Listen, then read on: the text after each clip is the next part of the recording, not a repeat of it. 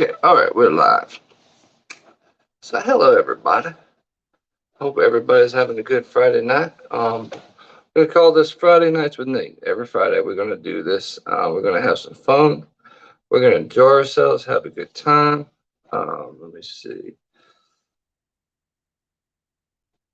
Let's see. Hold on one sec. I'm trying to see if I can bring somebody in. I'm all about having fun with everybody.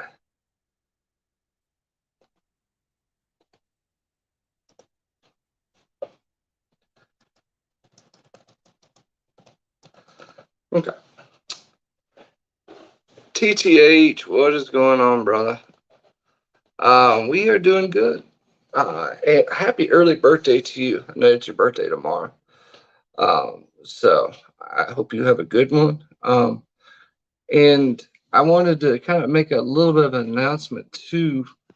So, so a little bit. Okay. So the announcement is Lag Mafia get together. We're gonna be doing a Lag Mafia get together. TTH is going to be there with me. This is going to be the 7th through the 9th.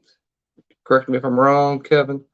But you're going to see people like Tattoo Toy Hunter, myself, Dondi, his wife. We're going to have Nate, the other Nate, Nate McDonald, Uber Hulk.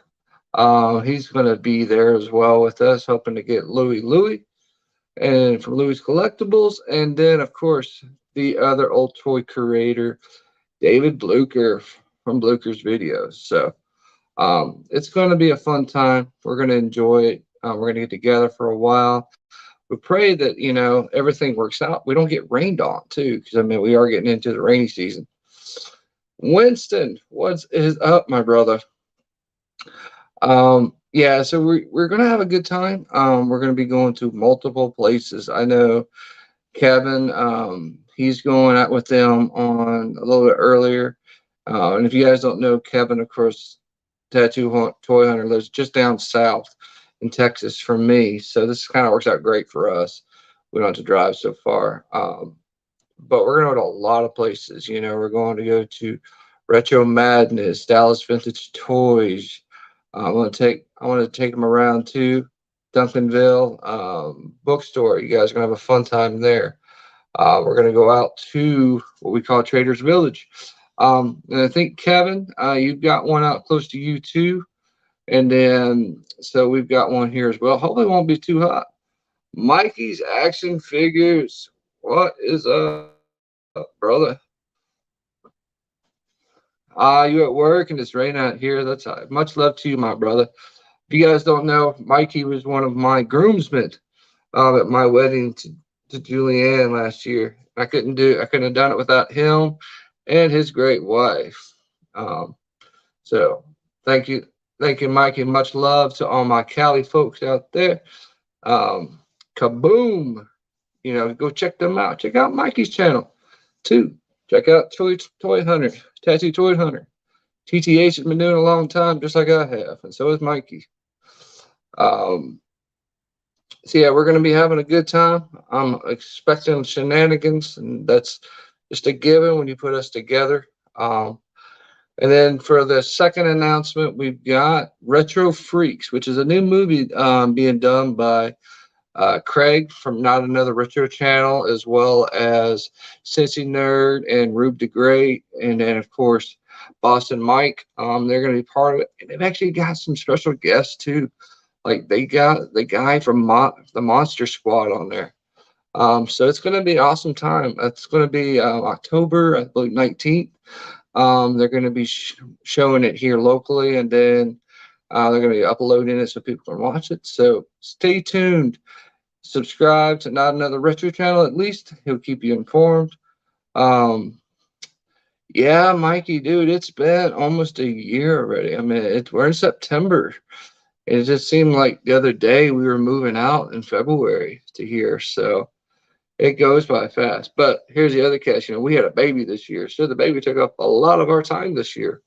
The move did, the baby did. Now the kids are back in school, so we are definitely busy. Um, and we're going to continue to be busy. That's just how it is now. We're all adults. We're all grown ups. We all got kids. Almost. Mikey, you need to get some. Um, we want to see a little little Mikey's action figures one day on there, and it's just going to be a fun time. This next month. So kind of wanted to talk about the channel too. So we're kind of doing things a little differently. If you guys can kind of notice, what we're doing is we're going to take and do all of our unboxings on Fridays now. We're going to do those live. We're going to do those live with you guys out there. So it's just to have fun and just go out. Let me see. Here, I'm going to do something real fast.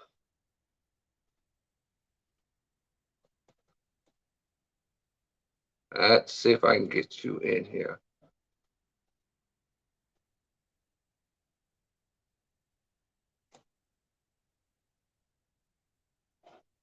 All right, Mikey, I just sent you something.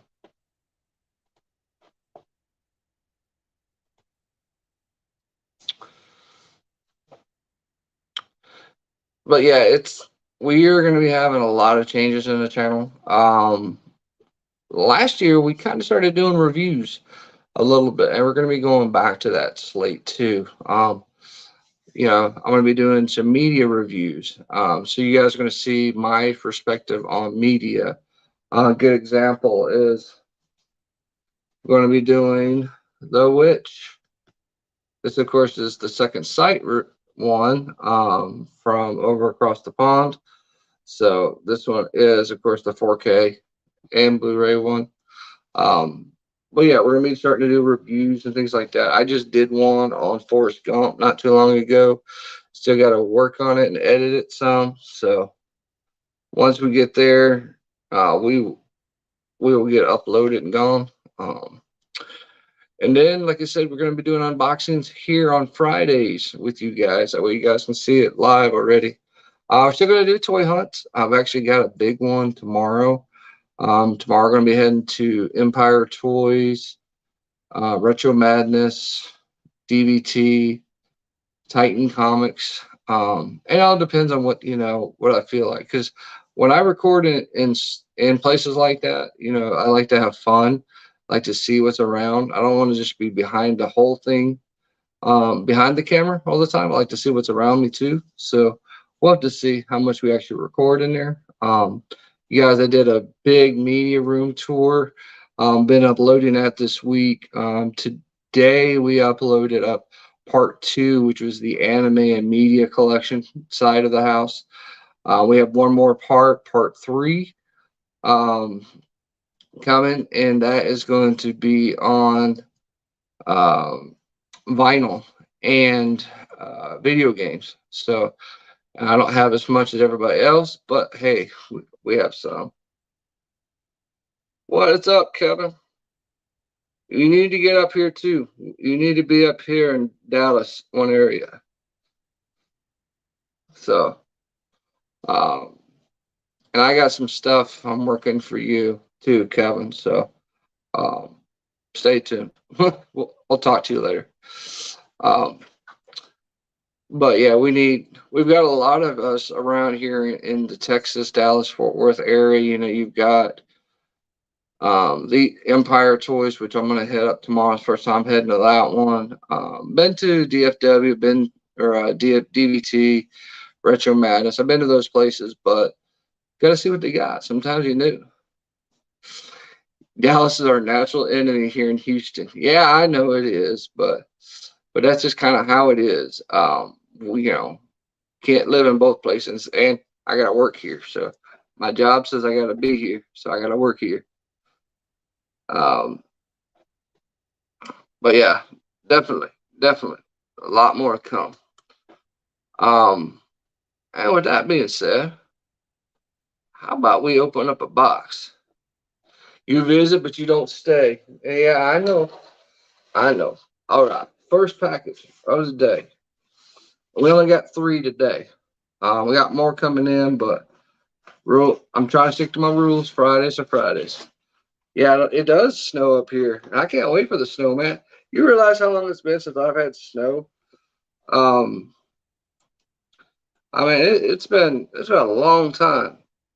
Like we took the kids one day on the drive out here, and literally they didn't know what to do because they never seen what you call it snow before, so they were freezing to death. All right, let me send that to you. All right, Kevin. Shoki, I just sent you something. All right, but yeah, it's I like seasons. It's nice to come back to the seasons like snow and fall and winter and spring, not perpetual summer like we had in California. Shoki says we can handle hurricanes better than snow down here. Yeah, I bet you can. Um, Being down next to Gulf, between Houston and Galveston. Okay, no worries. We'll catch up later. Thank you for coming, though, Kevin. It's been a while. I'm trying to reconnect with everybody. This is one avenue I'm trying to do with you guys is do this. So we got ourselves in Dog Soldiers. This is the second sight one that just came out. Coming from Amazon UK takes a bit of time. And then, I've got friends over in Media Psychos who, like, they don't open anything. Sort of like the Mint on Card toy collectors. But they do it with media, with all their media stuff. I can't do that. You know why? A, I want to watch it and I want to see what it looks like. And B, I want to see what some kind of goodies we got. So we're going to do a little mini review. So here's the box.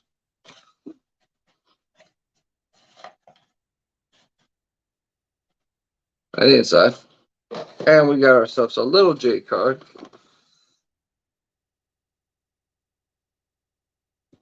Okay. And what I like about Second Sight, if you guys have been watching, last time was up, man. It's been a long time. Um, yeah, try to get back with it. Trying to get back into this one. All right, we got a guest. Dude, Yo, Nate. There he is. What's happening, big dog? What is up? Man, look, we can't give these fans 2 weeks in a row like this, man. They're going to get spoiled, buddy. I know. Can you see everything, hear everything good?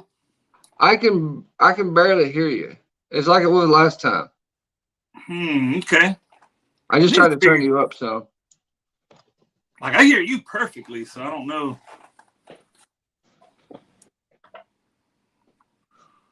Let's see here. Microphone muted. Okay. Camera settings. Audio. Let's see.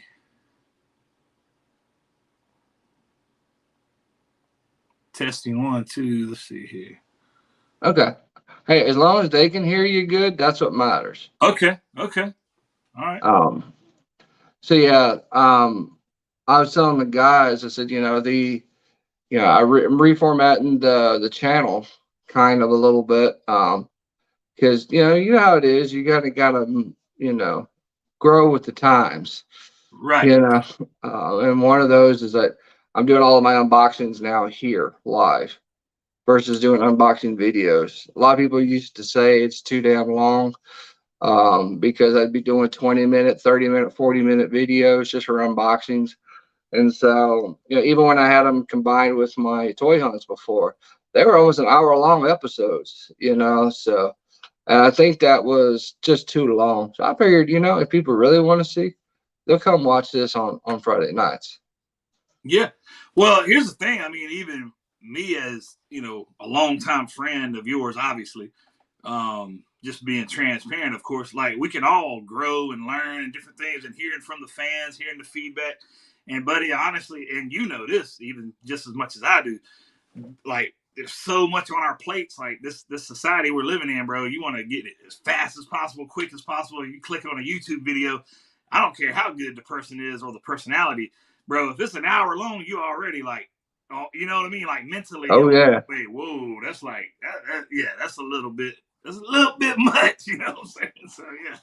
Yeah, I mean, and it's too long. You lose the attention of everybody. So they're gonna Absolutely. click off. They ain't gonna watch you, you know. So Mm. and that's kind of the thing is like George and I kind of have the same, thing where um we don't care how long it usually is, but you kind of have to a little bit because if you don't care just a little bit anymore, you're not gonna get nobody to watch you. And then you don't have an audience, you know. Exactly. Um but yeah. Yeah, now live streaming like this, that's a whole nother thing because people can dip Mm. in, dip out, whatever, and it's a little more entertaining because it's obviously live, dude. They ain't telling me what happened to the live stream. So, hey, Tattoo Toy Hunter, congratulations, buddy! Congratulations, brother. That is awesome, dude. It is awesome. I remember when I got 1,000 views on one video, and I was so excited at that point. You know. You know, and it's humbling, man. That's the thing about it. Like, dude, whether you get 5 views, 5,000 views, or 5 million views, bro, just think about that. Like Tattoo Toy Hunter, bro, you have had 1 million people, like, or supposedly watching your stuff. That's crazy, dog. That's amazing. You know, 1 million. That's a big number, dog. Yeah, and that's the thing is like, and some of it's tiny too. Like if you think about it, we were talking last week, about as like how long we've been doing YouTube, and I was adding more moderators to my channel today to, moderate streams and stuff. 2013. That's how long I've been doing YouTube.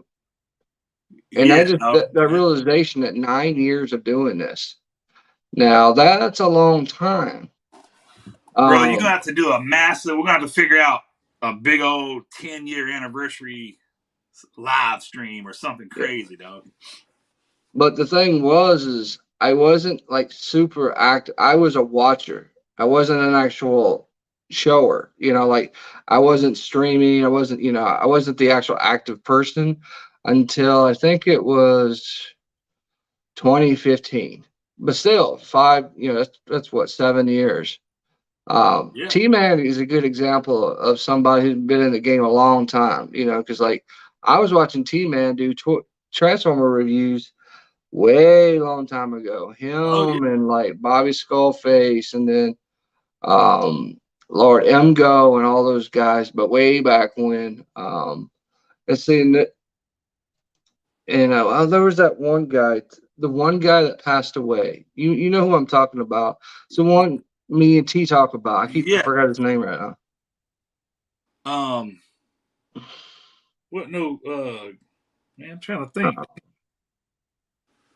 It wasn't the guy me and old George always messing around like because he's always jumping in. Are you talking about an actual YouTuber? Yeah, the guy on YouTube, he was the one. There's like he would do the review. He would go through every little thing. Um, if T was here, he'd tell us in a heartbeat. I forget, but he ain't here today. Yeah, we had to Uh, smack him around. Hey, let me give a shout out to everybody. I know it's your live stream, but everybody in the chat, I know just about everybody here too. Shooky Reviews, Tattoo Toy Hunter, Last Son, Winston, man, everybody up in here, boy. Sandman. yep. Yeah. And Mikey was here too. Hey, T fan. So, T fan page 101. I don't Let me know highlight. him or her, The but yeah. T fam isn't it. We used to have a live stream together. Me, him, and Jason. And it was a fun time. I think we just all got busy. We couldn't do it all the time. But Brian has been a good friend of mine for a long time in the Transformers community. He's up in Canada, so if you guys want to watch fun reviews, and he does it right too. Like he does these short videos, and like even the reviews, he'll go through it, and your attention's like that. He Oh does it right. I do it wrong. So don't watch me. Watch him. yeah. Um, but yeah, there's been a lot that, like I said, I had to change. And I was just thinking about it. It's like, I kept getting hounded and hounded about like, hey, it's too long. It's too long. We can't sit here for like, and like some people liked it. Like George, he'll sit there and watch every video all day long. And then I'll probably get a message from his wife saying, you know what he's doing, right? He's watching videos again. Look, let me tell y'all something about Plastic Addict, Mr. George. If you think anything gonna slip past him, you crazy. This brother will comb through. I'm talking everything, man. Every video, every comment. I mean, this man is on it. But you talk about the ultimate, what I call him is ground troops, right? And obviously, George is his own guy. He got his Plastic Addict stuff, obviously, and he does a great job doing it. But, buddy, you talking about the ultimate ground troops? This man's in the trenches, boy. Like, big time, man. Oh yeah, I mean when he goes to watching, he watches everything. And like editing, that boy don't edit for nothing. Like I edit somewhat now because I Yeah, have to. It just gets too long, and I'm like, all right, there's like a 10-second pause there. Get rid of that, for kind of sure. thing. Little commercial real quick. Shooky. Yeah, y'all pay attention. Those of y'all that follow all of us pretty much. Because we're gonna be on Shooky's podcast sometime. I don't know when, ain't a set date. But anyway, y'all just stay tuned for that. That'll be fun. Hey Shoki, yeah, definitely, brother. We'll definitely say a prayer for her because I mean she's going to get her back fixed. And I know about that, so um you got our prayers, and have fun in your live stream too tonight, brother. And thank you for coming by. Hey, I did have a little surprise to show you, Nate, that came in. Check this out, brother. See what you think about this guy. Oh, son, let's see. Oh yeah, yeah, Red Hulk. Yes, sir. Can you tell the people about him for a minute? You probably know more about it than just about anybody in here, man. Like, Well, let's see. If I my let me see. I can't see it, so let me go to. oh my bad. Yeah, I'm trying to see that's where I can. issue number one And that one back is in that's a. 2008. Oh yeah, that's Thunderbolt Ross's Red Hulk. Yeah, exactly. Yeah. Yeah, that's when he got hit with the gamma rays and everything too, and he did it to himself so he can go take on the Hulk. And then what happened? He became a good guy. Mm. I'm gonna blame you for this graded stuff, man. There's just something about it. Just looks incredible, dude. So that's all Nate's fault, y'all. So if anybody Oh asks yeah, any of I'll these, take it's all the just credit for that one because half of Dewdog's wall came from me. that is very true. All this, yeah, way up here, these graded comics, literally half of them did come from Nate. So there you go. But yeah, I mean that's the thing is like now I'm completely the opposite. I don't get much graded stuff anymore. I mean I'm after a certain couple ones graded, but after you got, Hulk 181, Nick's number 3, Captain America, or not, the Avengers 4, when you get those big books and you've held them in a slab and you're like, oh my lord, this is huge. This is a big issue. This is a big thing. Then you realize I can't read that book. I can't open Nah, that up and read it. that is Um, true. Like and this it's thing right and here, it's just like reading it you can at me go to like all you these know. other places now, but I'm like, I just want to open that comic book and read it. Yeah, I guess that's the beauty of those digital ones. You can just flip through it. But yeah, ain't nothing like holding one in your hand. Though. I mean, it's just Mm-mm. Yeah, it's like I've learned that so many times, um,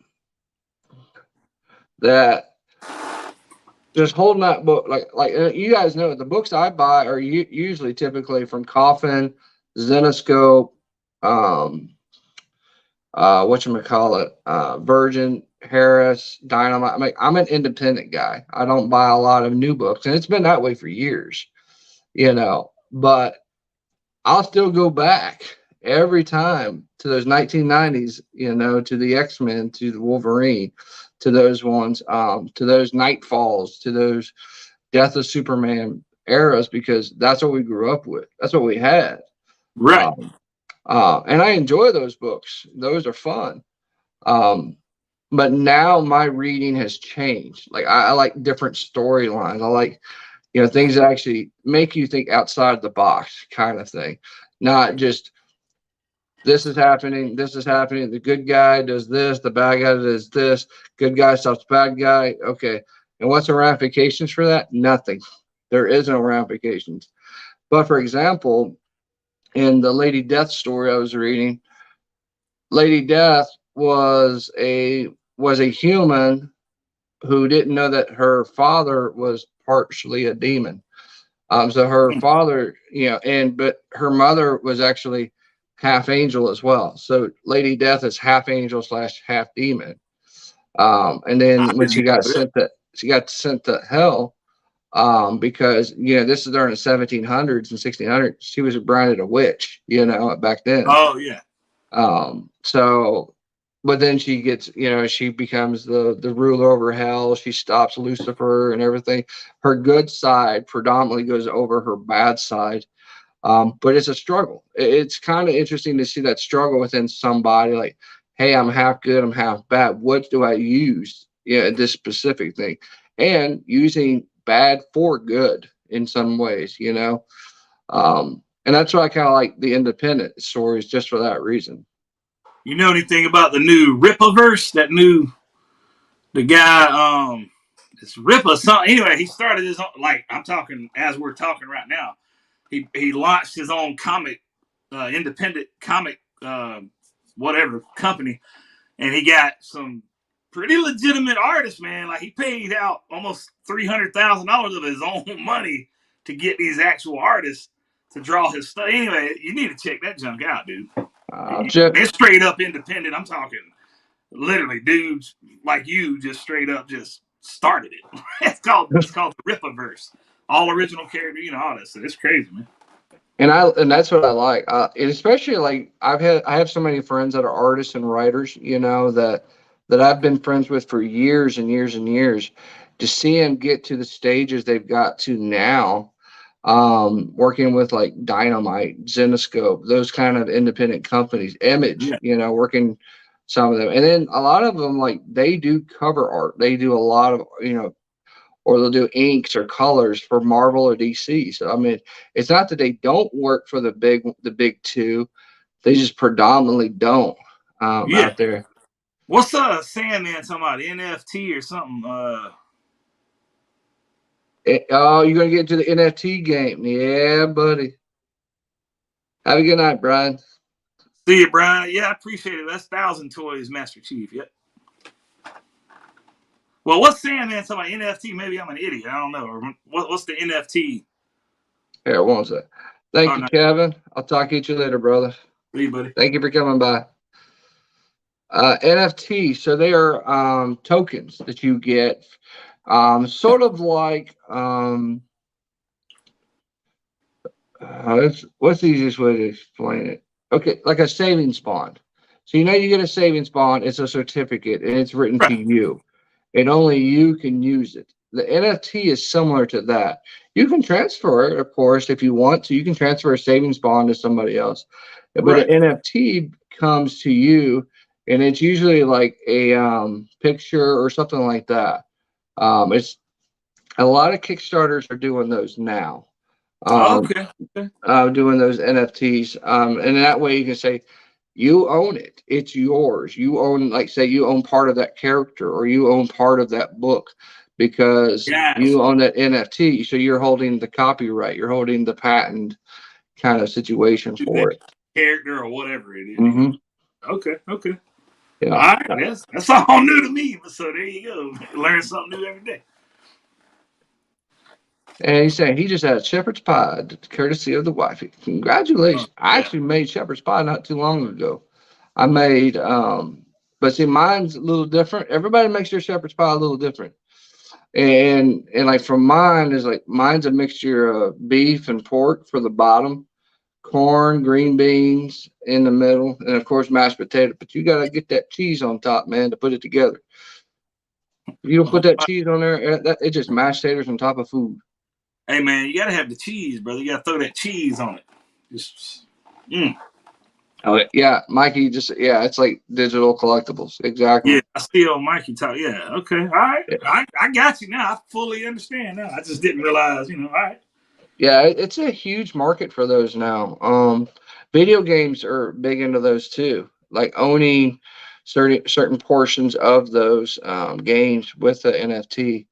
Um, Now, saying all that to answer Sandman's question, now that I realize what it is, um, probably I think I'm gonna just pass on that. You know what I'm saying? Like, I mean, unless something just really, really catches my eye. I mean, I don't know. and it's the similar mindset of somebody who doesn't do stocks and bonds, Yeah. versus say Bitcoin. Well, I was There, about to say Bitcoin. Yeah. it's like I do stocks and bonds, but I don't do Bitcoin. And it's because it's your level of comfortability. It's your level of comfortability of saying, okay, I can put my money into a stock or a bond as part of my retirement fund, or I can buy into a Bitcoin where it can go up and down, but it's digital currency. It's not, Yeah. so it's not, it goes to, is it something I can hold? Just like a comic book. Can I hold it? Can I look at it? Can I use it? Um, And but maybe I'm just still old school enough to where you just hit the nail on the head. Like I physically have this in my hand. yeah, I can put it in a vault. I can put it in the bank. I can meet you real life and hand this to you. Like exactly. literally, you can hand it back to me. You can hand me cash for this or whatever. So Hmm. I don't know, man. I think I like the so being able to that tangible stuff. Yes, he says, yeah, some are exclusive to you, and some a lot of people have. Exactly. It's Okay. like a stock or a bond where a stock, yes, you can have all of it, or you can have a portion of it, exclusive to yourself. But will they last? I don't know. I don't think they will. I think it's going to be one of those things where it will come and go like a lot of things do. Like when we changed from vinyl to CDs and the tapes, those kind of things where things will change and you go digitally. But if you noticed, digitally, like digital songs, things like that, don't last as long. People still want that thing that they can hold in their hand.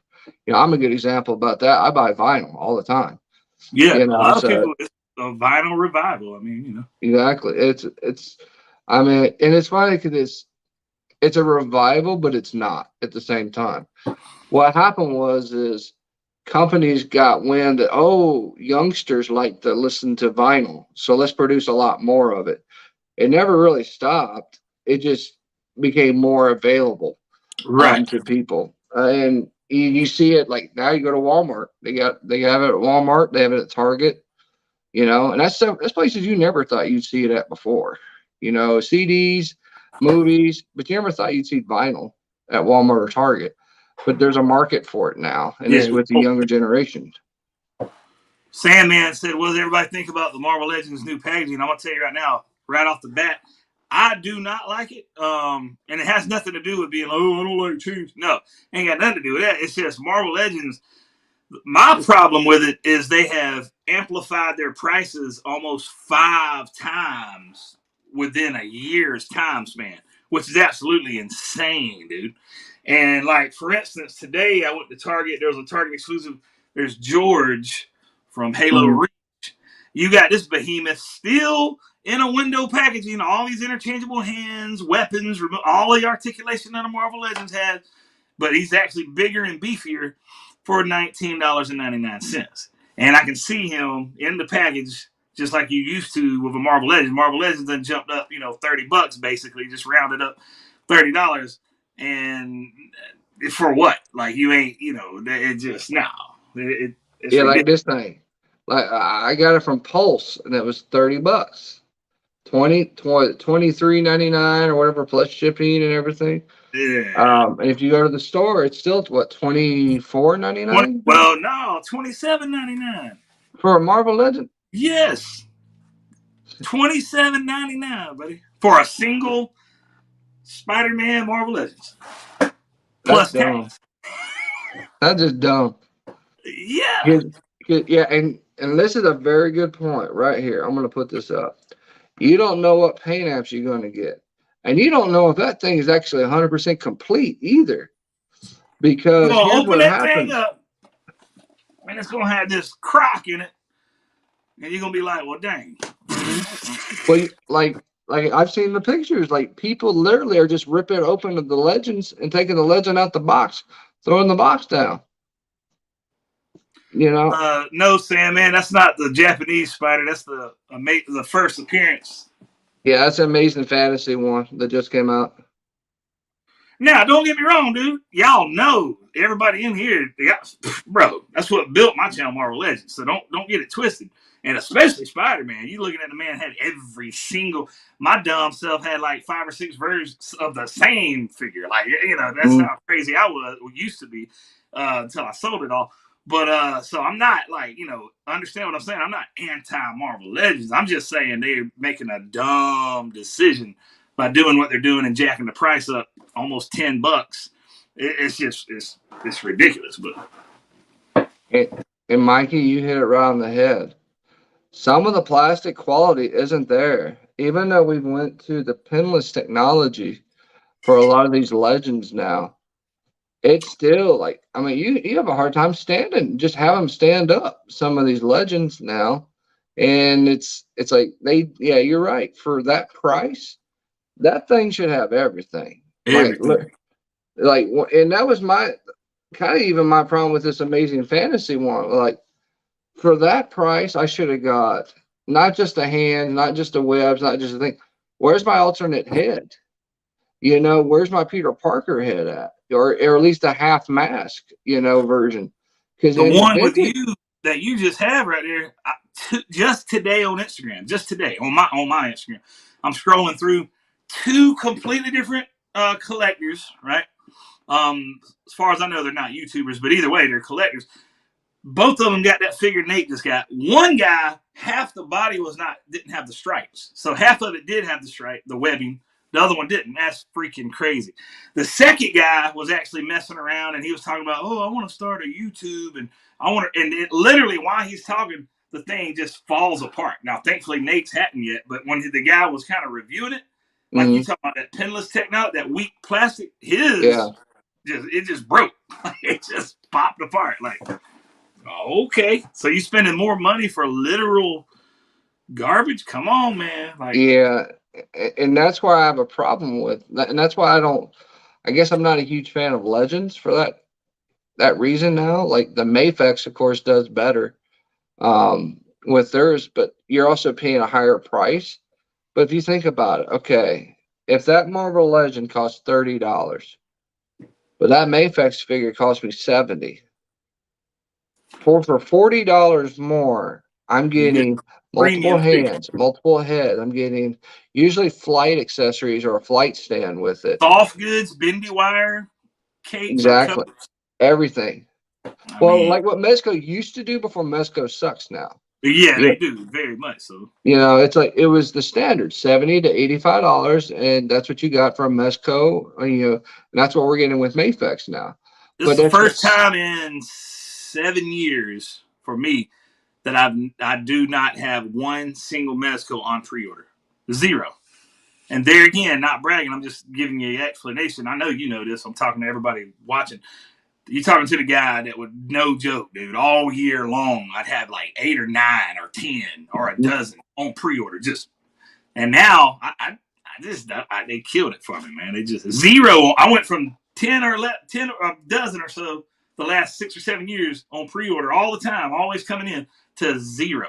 So put mm, that in perspective. I mean, you know, well, and like Sandman says, you never know what you're going to get. Yeah, that's that damn sure with the Marvel Legends.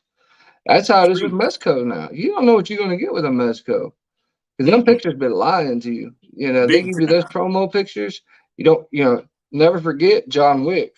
You know, that you know, was man. that's what killed Mezcos for me was John Wick. And after that happened, I sold everything I had. Like I had the whole DCU and everything. I'm like, I'm done. I Yeah, mean, well, look, back in the day, it's called false advertising, people. I mean, I'm just yeah, now it you is. don't understand what I'm saying. I get it. Look, there's promo pics and I get all that. And yes, things will be a little different, but bro, when you got something that looks like doggone Keanu Reeves, and then you get what the actual product looks like you ordered it from wish.com. No, Hmm. no, that's way too drastically different, dude.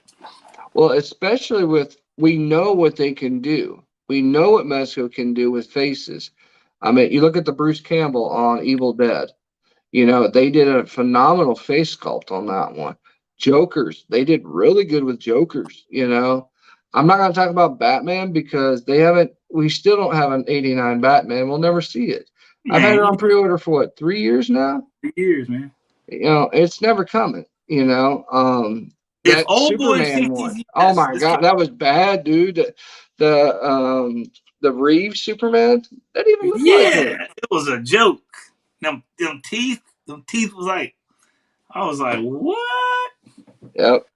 Well, and it's like I have Mescos on pre-order still, but you know what they are? Horror figures, things that you don't care about. It's like Yeah, that's a little bit different. it's like there's only I think like I've got an Alien, a Predator, Texas Chainsaw Massacre, um, the Crow, and the Crow is the only one that really has a face sculpt with having Jason Lee's. Um, and I think that's it. Because I mean that's the thing is I don't trust Mezco enough to put my money there anymore. Well, people laughed at me. Actually, Mikey just brought it up, talking about lawsuits. Yeah. People laughed at me years ago. Of course, they've been laughing at me, whatever. I don't even care. I laugh at myself. But anyway, they laughed at me when I made a video one time about the scam that is Mezco. Like I figured out, I was like, hold on. How are you taking all these deposits? We're talking millions of dollars worth of deposits and not giving a product for like 3, 4, 5 years, bro. What? That's a scam, dog. That That means is they are literally building their stuff on your money, on my money. They're using our deposits. That ain't the way that should work. The deposit should be all right. Something's already being made or mass produced or yep. whatever, and that's just holding my weight. That's just holding my place in line. Is all that should be, but not with Medisco. That's the only company I know of that I've dealt with where it's like, and it's non-refundable, of course. And they're like, nah, forget all that, man. Well, and that's what kind of drives me nuts is like they can't blame it on COVID no more. No, that's It's they're gone. taking our money to go build the new one, and then they go take more to do another. Hey, we got somebody want to come in. Let's see. See who Ah, it there is. he is. Hey, can you hear me? Oh, Oh, there he is. Scooter Carl. Scooter Hey, Carl, what's up, Carlito. buddy? What's going on, man? I don't know if my audio works or not. I'm on a It's totally working different setup perfect. than I normally use. Oh, we hear you. You're good. I hear you loud and Oh, clear, sweet. man. Awesome, fantastic. So Yeah, sorry, I was everybody, doing Scooter homework. Carl is my drug smuggler for figures. Yeah, So all if right, I need big figures, smuggler, Scooter huh? Carl knows where to get them. And Or so I just I spend a will lot of not time tell just you where searching to for it. find him at because I need to have my own troops out there. You gotta have them ground troops, man. Yeah, I've helped out Simmons, and I was it when COVID hit the very beginning. I helped out some people and they gonna get their hands on was it a Walgreens exclusive? I think it was Siege Ratchet. So I had to organize a whole thing with that. So I go out of my way for people. I try, but yeah, Simmons is my man. So he's my Scooter's he's my the underground brother. That's why he ain't got nothing on his walls, man. He's like in a hidden location, like he just. Oh, this isn't even my house. Like I sold my house. I'm waiting on You a see new what I'm one. saying? He ain't even Like, in his house, so that's how. yep, right. See, Yeah, I gotta go incognito, man. Then where'd you put all the stuff I sent you then? secret It's so location. depressing. No, it went. So we have a storage unit. So like I have, those okay. So Simmons knows because he had to pack up all of his stuff. You go to Home Depot, you get those massive closet boxes that have the rail going through them. I have 4 of those stacked full of transports, and I have the bigger ones that stand like 5 foot tall. I have 4 of those chock-a-block full, And then, as we all do, we've got black and yellow tubs from Costco. I probably have like 5 of those full of boxed figures. So it's just really depressing because that big box I got, I wanted to open up so bad. My wife's like, "That's going right to storage." I was like, no, I don't want to play. So the only things I have on me right now, I have the TFCon exclusive Shattered Glass MMC Prime. I got him. And then after like a huge debacle with Show Z, I've got their Virtus. So I got him. So he's gonna be my helicopter mode. So that's like literally, I think. And then I think the other thing I've got hidden in the bedroom is the other exclusive from LA, which was the Make Toys Seeker. So like that's I have like, it's so depressing. I get something and I'm like, it goes into a box to go into storage. Oh, I know all about that's the way it is sometimes. I mean, it's like, Well, I've been talking with Simmons. Yeah, I was doing my room tour last week, and it Go was ahead, kind of Simmons. nice that they actually have like everything out finally for once. You know, it's like I don't have any.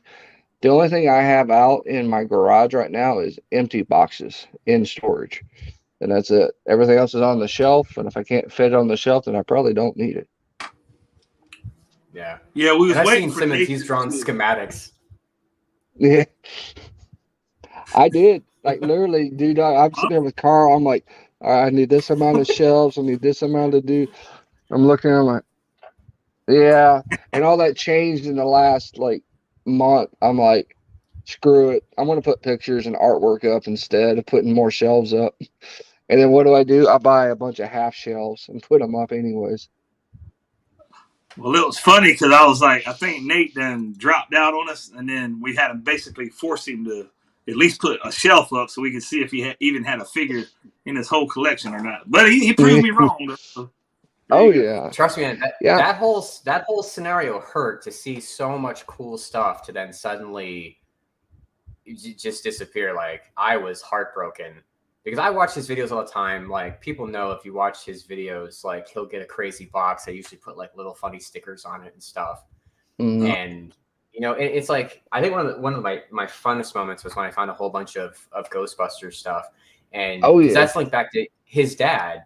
And so, like to me, that bringing that type of nostalgia and just finding stuff like that and putting a smile on someone's face is really, really cool. Granted, there are figures I hate searching for. Like I said, like, in your guys' last live stream, I hate searching for G.I. Joes. I kind of just stopped. But, you know, when I can put a smile on someone's face, and even if I find something to help out one of his friends who I've never met before, and that can get passed on, and that's something that I just find as being like super fun to do. Yeah.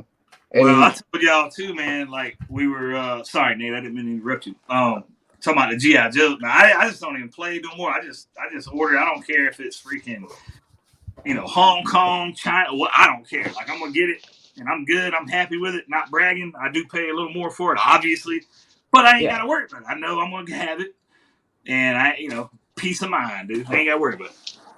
That's an interesting thing I've noticed about the collector market because it's been kind of funny when, especially with COVID, like you guys were mentioning when I jumped in, people would get angry with like say like the Chosen Prime, being like, "Oh, why are you scalping so and so?" And it's like Brandon set out a whole thing telling people how this works. If it's a Hasbro exclusive, that's what like HasCon or whatever, he's not getting it. If he can order maybe 1 or 2. So then the only other way for him to get it is to go to the Asian market, which then means that if he's going to get it fast, he's got to pay crazy shipping, not to mention shipping in general. If anybody wanted to buy anything, say, is off of AliExpress, it was like $130 to ship a 6-inch figure. Yeah. He has to make money. It's a business. And I just remember people getting all up in arms. I'm like, you obviously have no idea what these people go through to get something. You don't know how I understand you going to the Asian market to get it. Exactly. And I fully understand that. And I mean, anybody that, like any of us that are true hardcore collectors, whether it's trying to get something for your own personal collection or like you helping a bunch of people out, bro, it is what it is, man. And a lot of people, y'all know there's internet trolls. There's people that don't know jack crap and they don't understand that kind of stuff. And they don't want to understand that, What always blows my mind, you'll get somebody like, well, Doodle or Nate or whoever, fill in the blank, got this, early from Hong Kong or whatever. Why does it matter, dude? Like, why does it matter if I got it from freaking Hong Kong or Target? Yeah, I mean, exactly. You Well, flip and it it's over and it's because still in English. well, and I feel for Brandon and like Eddie and all the guys, who have to order because I've been in that same exact boat. Like literally, if you want a HasCon exclusive, I've got to be on the website ordering it just like everybody else. And the only advantage I have as a reseller is I have Hasbro Premium, which anybody can have too at the same time. So I'm I about am to say, competing against everybody and anybody the same. Or I can order from Robot Kingdom. And guess what? That $30 legend just became a $100 legend real fast because really fast. it's Robot Kingdom is really good about it. They can get everything over there, but their shipping is absurd. Like I've never seen a cost of shipping so bad as Robot Kingdom. Like I order stuff straight from Korea or Thailand or Japan, Right. $20, $30 DHL costs or EMS costs, no whatever. But man, Yeah. they want like $100 for some things. Like I was looking for some Fans Toy stuff on their site just to see if they had old stuff, and they had some of the old what was it, the Diaclone and the G2 dinos on their site, and they were still retail. But once you add shipping on it, it's double the cost. Yeah. And it's like, not gonna do that Yeah, because Robot Kingdom, I never, not definitely not throwing shade in them, but I just couldn't do it either, man. I've seen them, I've looked at their site so many times. That's just, Yeah. to me, it's like, all right, now, you got to draw a little bit of a line yeah, somewhere. Spinning. But I've noticed that with a few companies. So like I scour all over the place before I really like pull the trigger. And I know some people are like, oh, buy local, whatever. It's like, I'm sorry, I'm disabled. I'm in graduate school. I'm not making tons of money. So it's like I'm trying to find stuff. And I usually find good deals. I'm hoping that deal I found Simmons works out from Florida on that Omega Supreme. no, Oh, it's a scam. Damn. Welcome aboard, Thor. Yeah, but Thor. like I use Oh My Primus, and that was one Mhm. that was weird because they're kind of hit or miss as well. To where like if it's a big figure, so say like an example, the KFC Commander Stacks that's coming out, they kind of already have their price set being like 137, which looks really really tempting because like American market's 209, and then you do the shipping, and because he's a big buy, there's your $115, $120. But to them, it almost feels like it doesn't matter if you add in like another bigger bot to kind of like weigh out because they're usually going off of kilograms. Yeah. They literally have them as two separate things. And so you're paying separate shipping for both items instead of combining it together, and it makes it more expensive. And I'm sitting there being like, I carry the two. I don't get it. I was like, where are these guys getting this math from? And well, you would think something like that they would be like, hey man, I'm already spending a premium. Yeah. If you're gonna buy Let me add multiple, on. like help me out on the shipping. I mean, that's like, that's just common courtesy. Like, man, come on. Right. The only thing good about them is what they can get. They get so much stuff, like NECA turtles, for example. Yep. When before NECA, the NECA store came online, like before you could pre-order everything, every turtle that you wanted, you couldn't do that. You had to go find it in Target, in the States, or you can go order it from Omar Primus. Yeah, I think that And is guess what? free. And I could get it before Target got it. Because literally, Omar Primus would ship it to my house.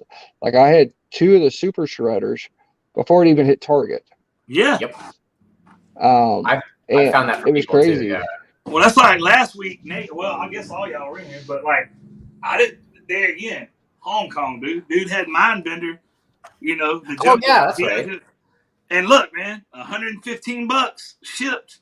To me, that ain't it wasn't that bad because here I am, I got it. So, Yep. What was it? I don't know, 70 from Hasbro. No. It was 55. Okay.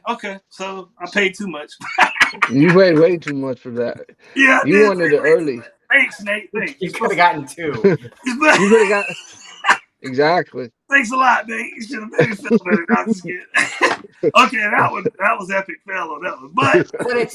But it doesn't matter because like you have what you want, you know, and Exactly. it's right, like when right. people. Well, I mean, we're all joking, but yeah.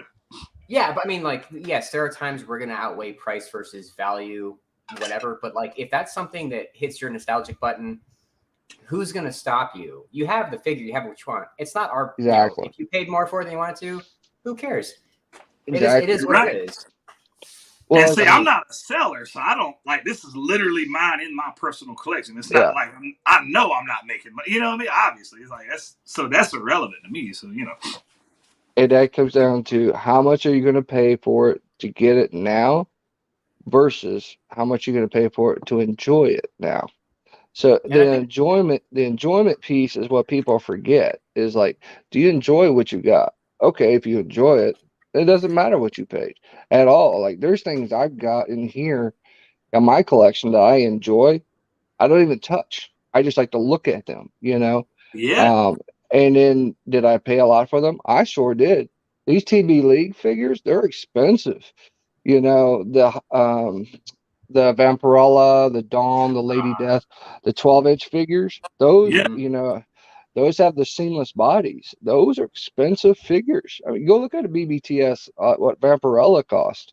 Um, yeah, they're expensive, but guess what? I enjoy them. So to it's me, cool the cost feeling is just, working your butt off all day. Like, yep, those of y'all that know me, I'm a plumber and a pastor, but mainly plumbing is like my all day hustle.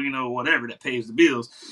But coming home and look like you said, and looking at this big old Metroplex that I got from Target, like mm-hmm, that's amazing. I don't touch it. I don't transform it. I just got him in bot mode, and he's freaking massive, yeah, and it's cool as crap. Walking in the collector room, and there's big old robot. It's just cool to me, man. yeah. Well, it's like when I look at mine, like I work in my office every day for 12 hours a day because I work from 6 to 6 every day. Yeah. Um, and so I'm surrounded by toys, comics, the whole man cave all day. You See know, that's so cool, man.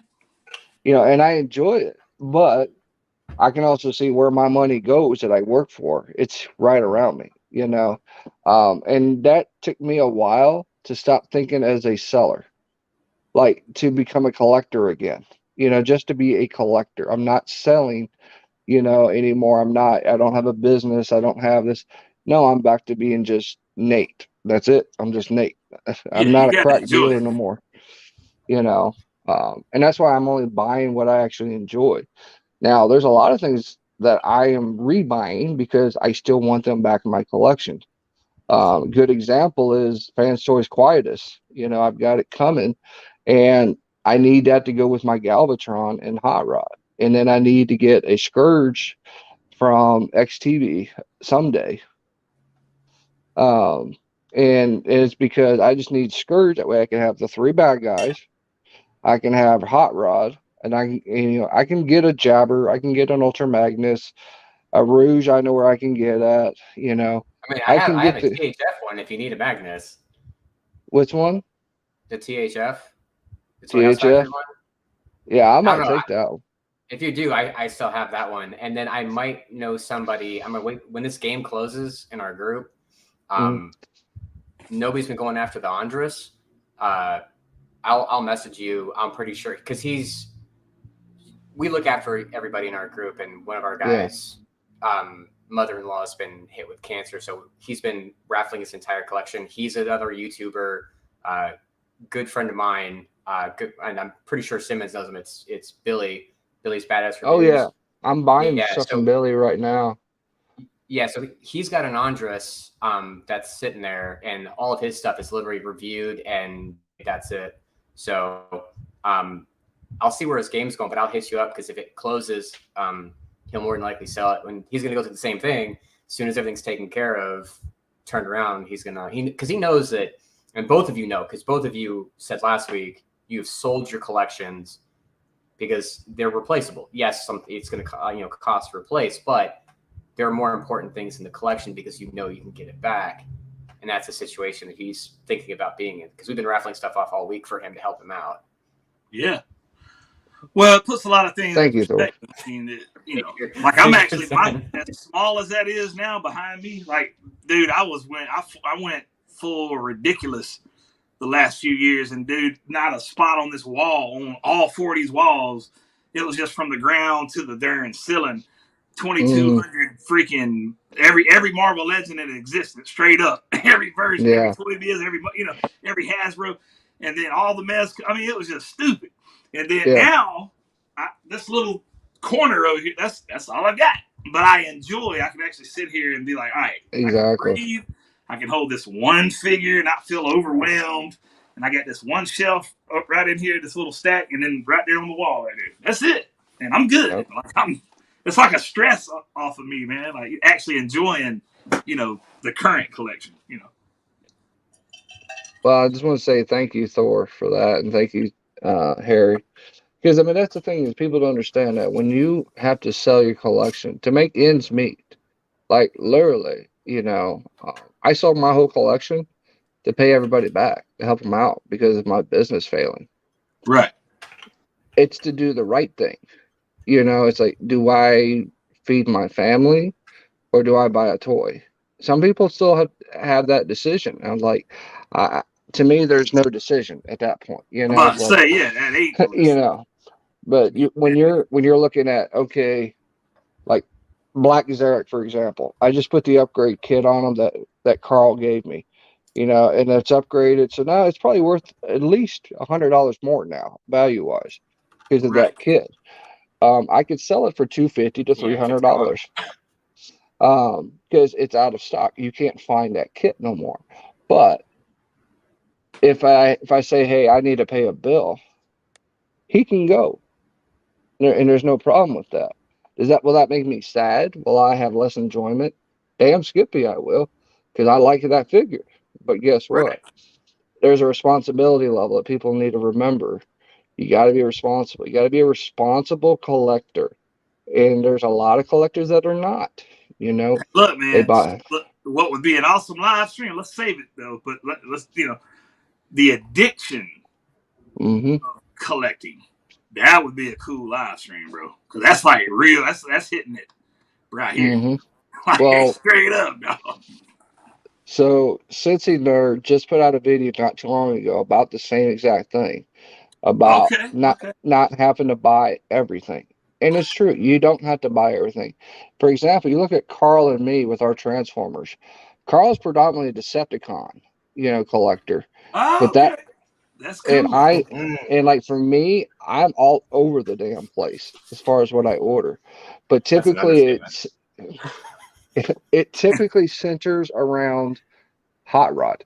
Typically, it's like something hot rod movie related, or it's a special thing that nobody's going to have. For example, I bought, was it the Wreck and Rule, 2 packs and stuff from Amazon that came out just this recently. They're all redecos of the Diaclone, the G2s. To me, those are very specialized things. It's like, hey, they look cool, they're fun to play with, and it's a death spot, something to play with. Yeah. Something. Hey, But Ninja Bill. Thor Uh, Thor said when he gets hungry, his wife tells him to eat one of those spider meat.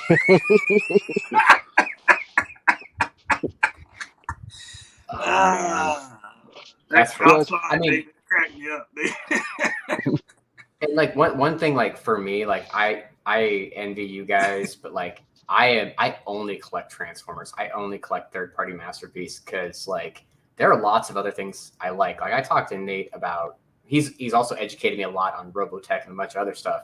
Big fan of stuff like that. I'm a huge fan of anime. I know that if I went down any other avenue, I wouldn't be able to do anything. I wouldn't even be able to collect Yeah. the Transformers that I do. Like I made probably, I don't know if I call it a grave error, but I probably made one of the harder things to do in the Transformer community. I started collecting flame toys.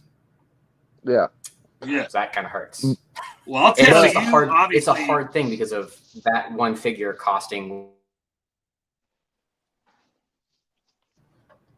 I think I lost my internet. Like you could buy 4 figures for one flame toys easily, maybe Yeah. more. And so that was an avenue that I went down. And some days I regret it, some days I don't. But I'm just like, that's like for me, like I try and stick to the third party stuff the best that I can. I just can't. I see people who've got Mezco. I see people who have the 112 scale. I see people who have statue. And by God, I see some statues, and I'm sure.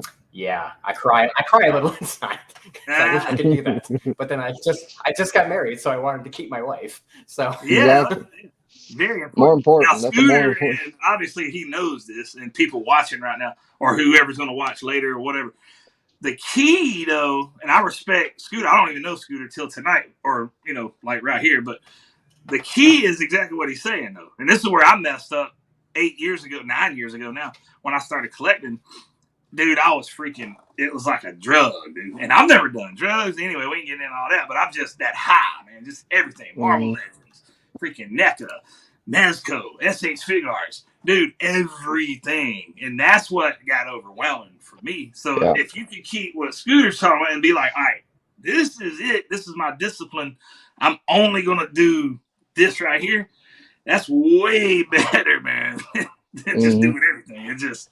Trust me, that's the best idea, really. I mean, just to stick with that one thing.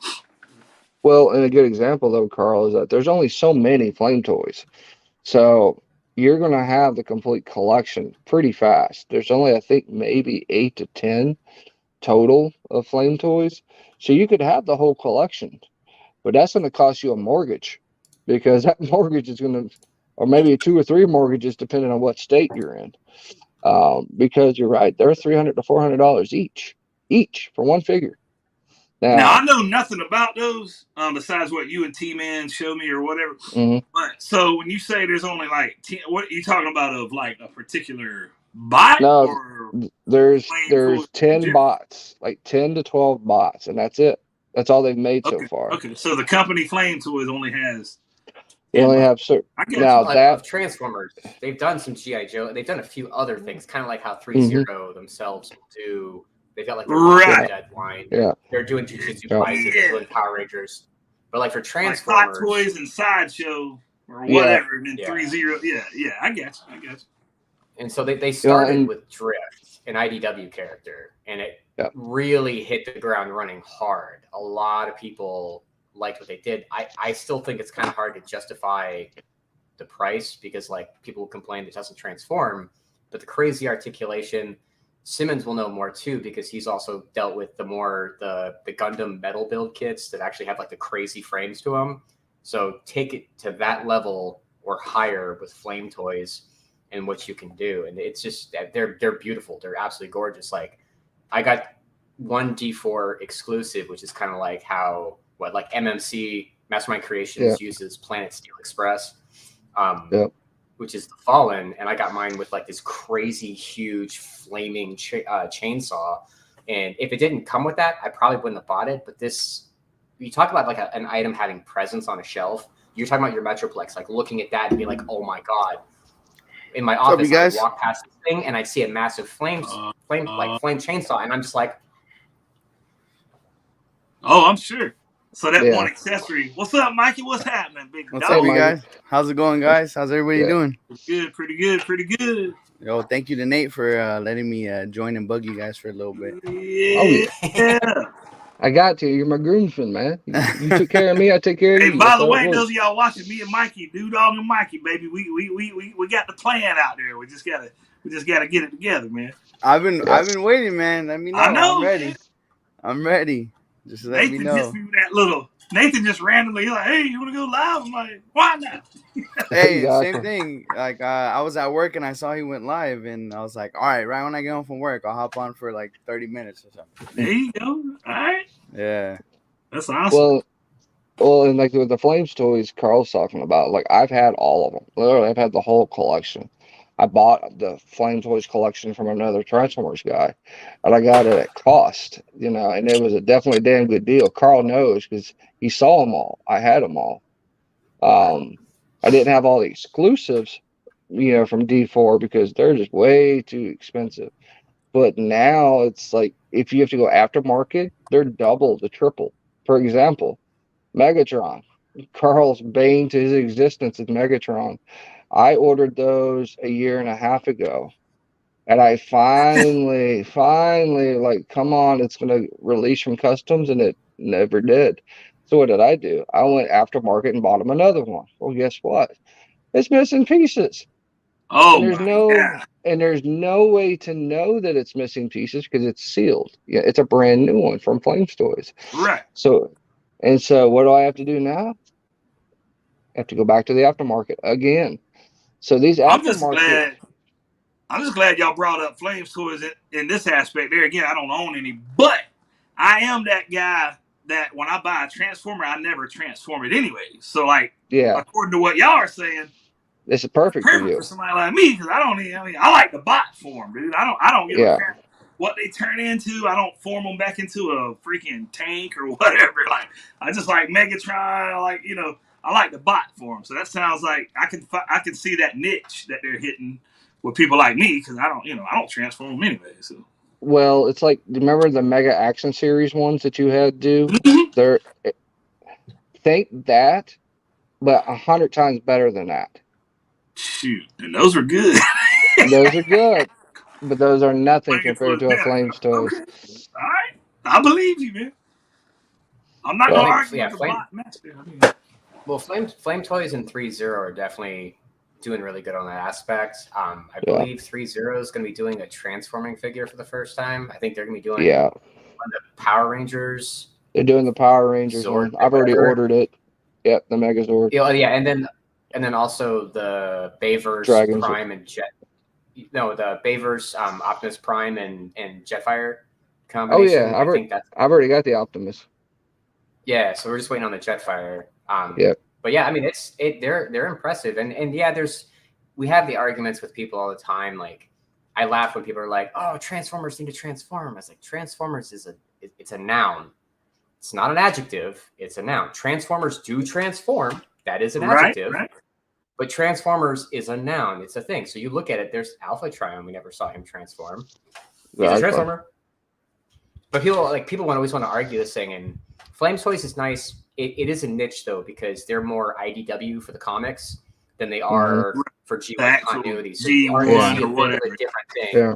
Yeah, but I mean, like if you like a character, so like prime example, Simmons likes Hot Rod. Guess who Flames Toys has got coming up in probably the next like 2 or 3 years? They've got a really interesting looking Hot Rod, but it is IDW. But if you are a Hot Yeah. Rod fan, you're more than likely going to go this route. They have a Yep. Cyclonus coming up and a Starscream and a very cool looking Jazz. So they're just really nice. Like and Simmons and I had this discussion before too. If Flames Toys, I would say it was a little bit cheaper and had a bit better of a flight stand. If they did all the G1 characters, I would probably sell my collection. I would switch over to that, but I would only have alt modes for like my favorite characters like Galvatron, Cyclonus, and a few others. But like I would like my collection to look like that because these things just have presence. Yeah. There's just something about you. Like Well, I got look a at question. Mikey's Hot Toys behind him. Like, you see all those Hot Toys Oh, I Mikey's I see love him. got. Hot Toys. I love Hot Toys. Yeah, You look, know. he ain't slick, man. I see him. Yeah. I'm looking right at him. When it My comes question for to Mikey though, posing since he's figures, I in like here, posing Hot Toys. my question though, I've always wanted to ask Mr. Mikey, man. All these years we've known each other. Listen, the most famous guy in the toy community ever. Period. I don't care. You can name anybody. But what is it like, Mr. Mikey, to know personally the biscuit eater himself, Mr. I.E. Hunter? Explain. Explain it to me. In real life, I've never met the man. Oh, I know IE too, You man. know, Mm, no, that boy's something else. I is a cool dude when it comes to like his personality. He has an awesome personality. Yeah, I yeah. think when it comes to his like his like thumbnails and doing all the YouTube stuff, he's a little extra with it. But I mean, whenever I've hung out with IE, I've always had good experiences with him. I don't know if because I know he has a bunch of new homies, like a new crowd that he hangs out with. Okay. I'm trying to remember what they I think they're called Toy. No, it's like Order 61, Order 66, Toy Hunter. I don't know what they're called. I can't remember. Hey, don't off the butcher the top of my man. head. Don't butcher the I squad. know. I'm not even gonna say it, but I know. The DM he started has blowing a. up. What you I saying? know. He has IE Hunter a back new there. crew, It's all right. and he hangs out with them all the time. But IE's cool. He does his thing. He has his own group of people he hangs out with now. We used to hang out all the time. We used to do birthday celebrations. Oh yeah. I remember we went to his house. We had a whole birthday thing for him. We went swimming in his pool, and then we gave him a Hot Toys. I think it was a sideshow Ghost Rider. So It was Sideshow. there was some moments of times, where we had those friendships, because I remember when we did all the Renegade stuff, and we had a lot of people within that group and a lot of friendships. And I mean, we all still are. I would say we're all still acquaintances. We all still communicate at times, but we're not all like always together. I think like as you grow and get older, especially within this toy community, and then get married and all that. Yeah, so it's not like you have problems or issues with people. I think you just kind of grow up and you have your own stuff to deal with and your own life to deal with. So. No, I love him, dude. I hadn't met none of you guys in real life, but that's somebody I want to meet. You, Nate, freaking. Well, maybe throw Scooter in there too. T-Man, all y'all. IE Hunter. He's gonna sit there. I'm gonna get a DM being like, "Hey man, I need you to find me something." Be like, Exactly. Open the door. Hey, look, people don't get it twisted. Dude on pound, we got the foot soldiers. I ain't worried about it. Like we good. Folks always creeping around finding stuff. We good. Just like Nate has Scooter. We good on my end. I'm good. I'll say but this. Now, This is what I like about her. IE Hunter was about, but I'll just say this is one thing. Like he's I wild like with the toy hunts. I've never met Simmons. Never met him. What's hilarious is we're literally almost the same age. We're from the same city. We've lived in very similar places. We've got a very similar background. I met him in the Transformers game group as an admin, and we talk almost every day. We just have casual conversation like I have known him my entire life. That's what I love about him. Like, and that's something I don't see much in this generation, but it's like that's something I really appreciate because like he's helped me learn so much. It's nice to have nostalgia talking with him, like because I also lived in Virginia for several years when I moved from England back here. I was like, "What's your favorite Utz potato chips?" And he said, "Like, oh my god." Like he can't get any. You should be able to get some now that you're in Texas. Yeah, they have them in Texas. Thank the Lord. But it's just I just like the fact that I can have any type of conversation with him, and it doesn't always have to revolve around, "Hey man, can you get me this?" It can just be like, "How you doing today?" And he's like, "I'm doing just fine," or "It's Texas, it's hot." Relationships develop over time, especially when you guys share the same hobbies and stuff. You guys grow and have like things in common, and then it spreads from there. Like you go like, "Oh, I like football. Oh, I do too," or "Oh, I like this," or "I like that," and you build the friendships, and then it grows bigger and bigger. And it's unexpected too, because I'll be honest, when I used to talk to Nate in the syndicate, and when I used to talk to him about like trading figures or buying a figure off of him, I had no idea that one day I'd be like the best man at his wedding. Like who would expect? Like even when you have conversations with people who don't know about toy collecting or in general, you just say, "How do you guys meet?" Like I know I have friends I work with now. And we'll be at work and how did you guys meet? "Oh, we collect toys. We met at like a toy event or something like that." And I'm like, "Really?" And I just they trip out because they don't. People are like, "How do you meet at a toy event and build that kind of friendship or relationship?" It's crazy. So here you guys literally going from a hobby to all of a sudden being at the dude's wedding. Like that's not just being at the wedding, but being a part of it. Yeah, beyond it. Like it's unexpected. It's surprising. It's something today. I'm glad you brought that up because I was literally probably 3-4 hours ago. I was buying some supper at good old Subway. Been working all day. Went into Subway real quick. I'm standing there, and these two guys, man, they was way older than me. Now I'm 40. These guys probably in their 60s, And one guy had the Walking Dead T-shirt on. The other guy had the OG 80s G.I. Joe.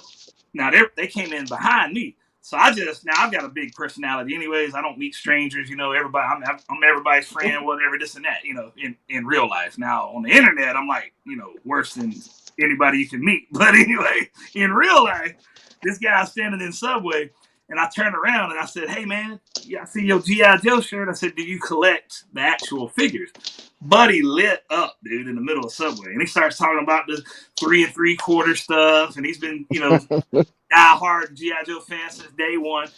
That's when I was like, all right, big dog. I said, let me show you something right here. And I busted out some of my Instagram stuff, dude, all review stuff, and I showed him the 6-inch scale stuff. He had no idea, dude, that the G.I. Joe Classified was even a thing. So here you got this OG, like, real deal guy in his 60s that collected it when he was, I wasn't even born yet. You know what I'm saying? And now I'm showing him the G.I. Joe Classified. He thought that was the coolest thing in the world. But it was crazy, man. We just ordering sub sandwiches to complete strangers. Boom, there it is. So just like that. Well, that's kind of how it was with Mikey and me. Like literally, we talked to think. Well, he was in the syndicate, and we branched out. We made the syndicate, in the Renegade side. And that was the California Toy Hunters back then when we first started. Yeah. Before it was the Renegades, because we wanted to have like a local Cali group because it made sense. Meet Cali people. Go hunt together. Yeah. And so that's how we started meeting up and talking, and then ended up at Frankenson's that one day. And literally, it was Mikey, me, Coy was there. You remember Mikey? Coy was there. Oh yeah. Oh yeah. Coy That's was right. there. And Coy, he used to be able to find all kinds of figures in his area. Yep. And then Plastic came the second time, but he didn't come the first time. Because I think he was visiting since he had moved to Hawaii and he was already there, or he was about to go to Hawaii. I can't remember what the second time he was there for. And then the first time Brock was there. Brock was there with us. That's right. And that's where when I did a YouTube video, he had recorded some footage of him saying the Renegades, and I put it in the beginning of our video to kind of make some stuff like more funny. Yeah. Nice. Sandman asked me what sub I ordered. I actually ordered the buffalo chicken. So you get buffalo chicken, put white American cheese on it, and get them to toast it, and put some ranch dressing on it. Woo! Ooh. Delicious. But see, that's the thing is we learn real fast, how people really are in real life too. When you put people actually together, like, all right, most collectors, and I'm not going to genericize it, but most collectors are introverts. They're going to be the ones that stay at home, don't want to really go out and do things. And then you got people like us, who are like, all right, let's go toy hunt. Let's go meet people. Let's go out and do stuff. And then that's how you build a community. So, and building a community is big, because now you're going to have a group of friends that you can actually really depend on. And like Mikey is, a good example of that. Like Mikey and I got to know each other over a year, like literally talking almost every other day, because we had a chat group that we talked into. These chat groups help you do that. They help you develop those. No different like the other guys we have. No different than Carl when I was in the TGG. Getting to know everybody there. You build these relationships up, and you'll learn. It's not just always about toys. It's about real life too. Like real life starts becoming part of it. And if you can trust the people that you're actually talking to about it, then you're gonna have friends for life. So. Well, we've had people with the other guys chat or whatever, which we hadn't been live in a while. We need to get that. But anyway, that's a whole nother. I was talking to Nate about that too, and Dude Dog. I was like, dude, I used to watch those, and that's pretty cool to see. Because you guys share like the Transformers and stuff in common, but there was a lot of other stuff you guys didn't. So it was cool to see like different aspects of like what collections and what you guys had to talk about. And it was always cool because it's cool when you see different dynamics of what people think about like their collection. Everybody has a different perspective on why they collect or what they collect. So it's always cool to see different people like kind of communicate on that, right? So yeah, brother. Bring it back. I appreciate that encouragement because you're right. You just get so busy. Like you said earlier, sometimes it's really hard to get like life hits you, man. Yeah.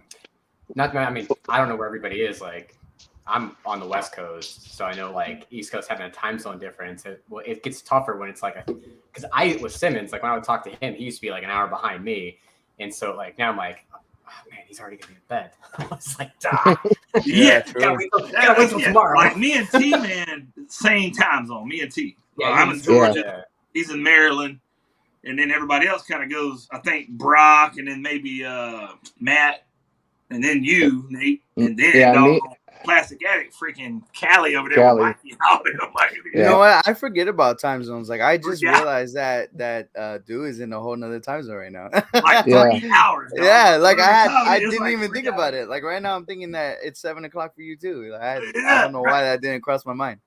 But Carl is exact. Now that's dead on the money. That's the only. Yeah, you can kind of get kind of weird with that. But on a Friday, I'm like, hey, we good. Like, whatever. Exactly. Well, and like being 3 hours behind sucked. It really did. That's why, trying to get the other guys together, when you had me and George and Callie, it's like, oh yeah, you would think, oh, you're in the same state, y'all go get together. No, it ain't that easy. Because remember, I live 4 hours away from everybody.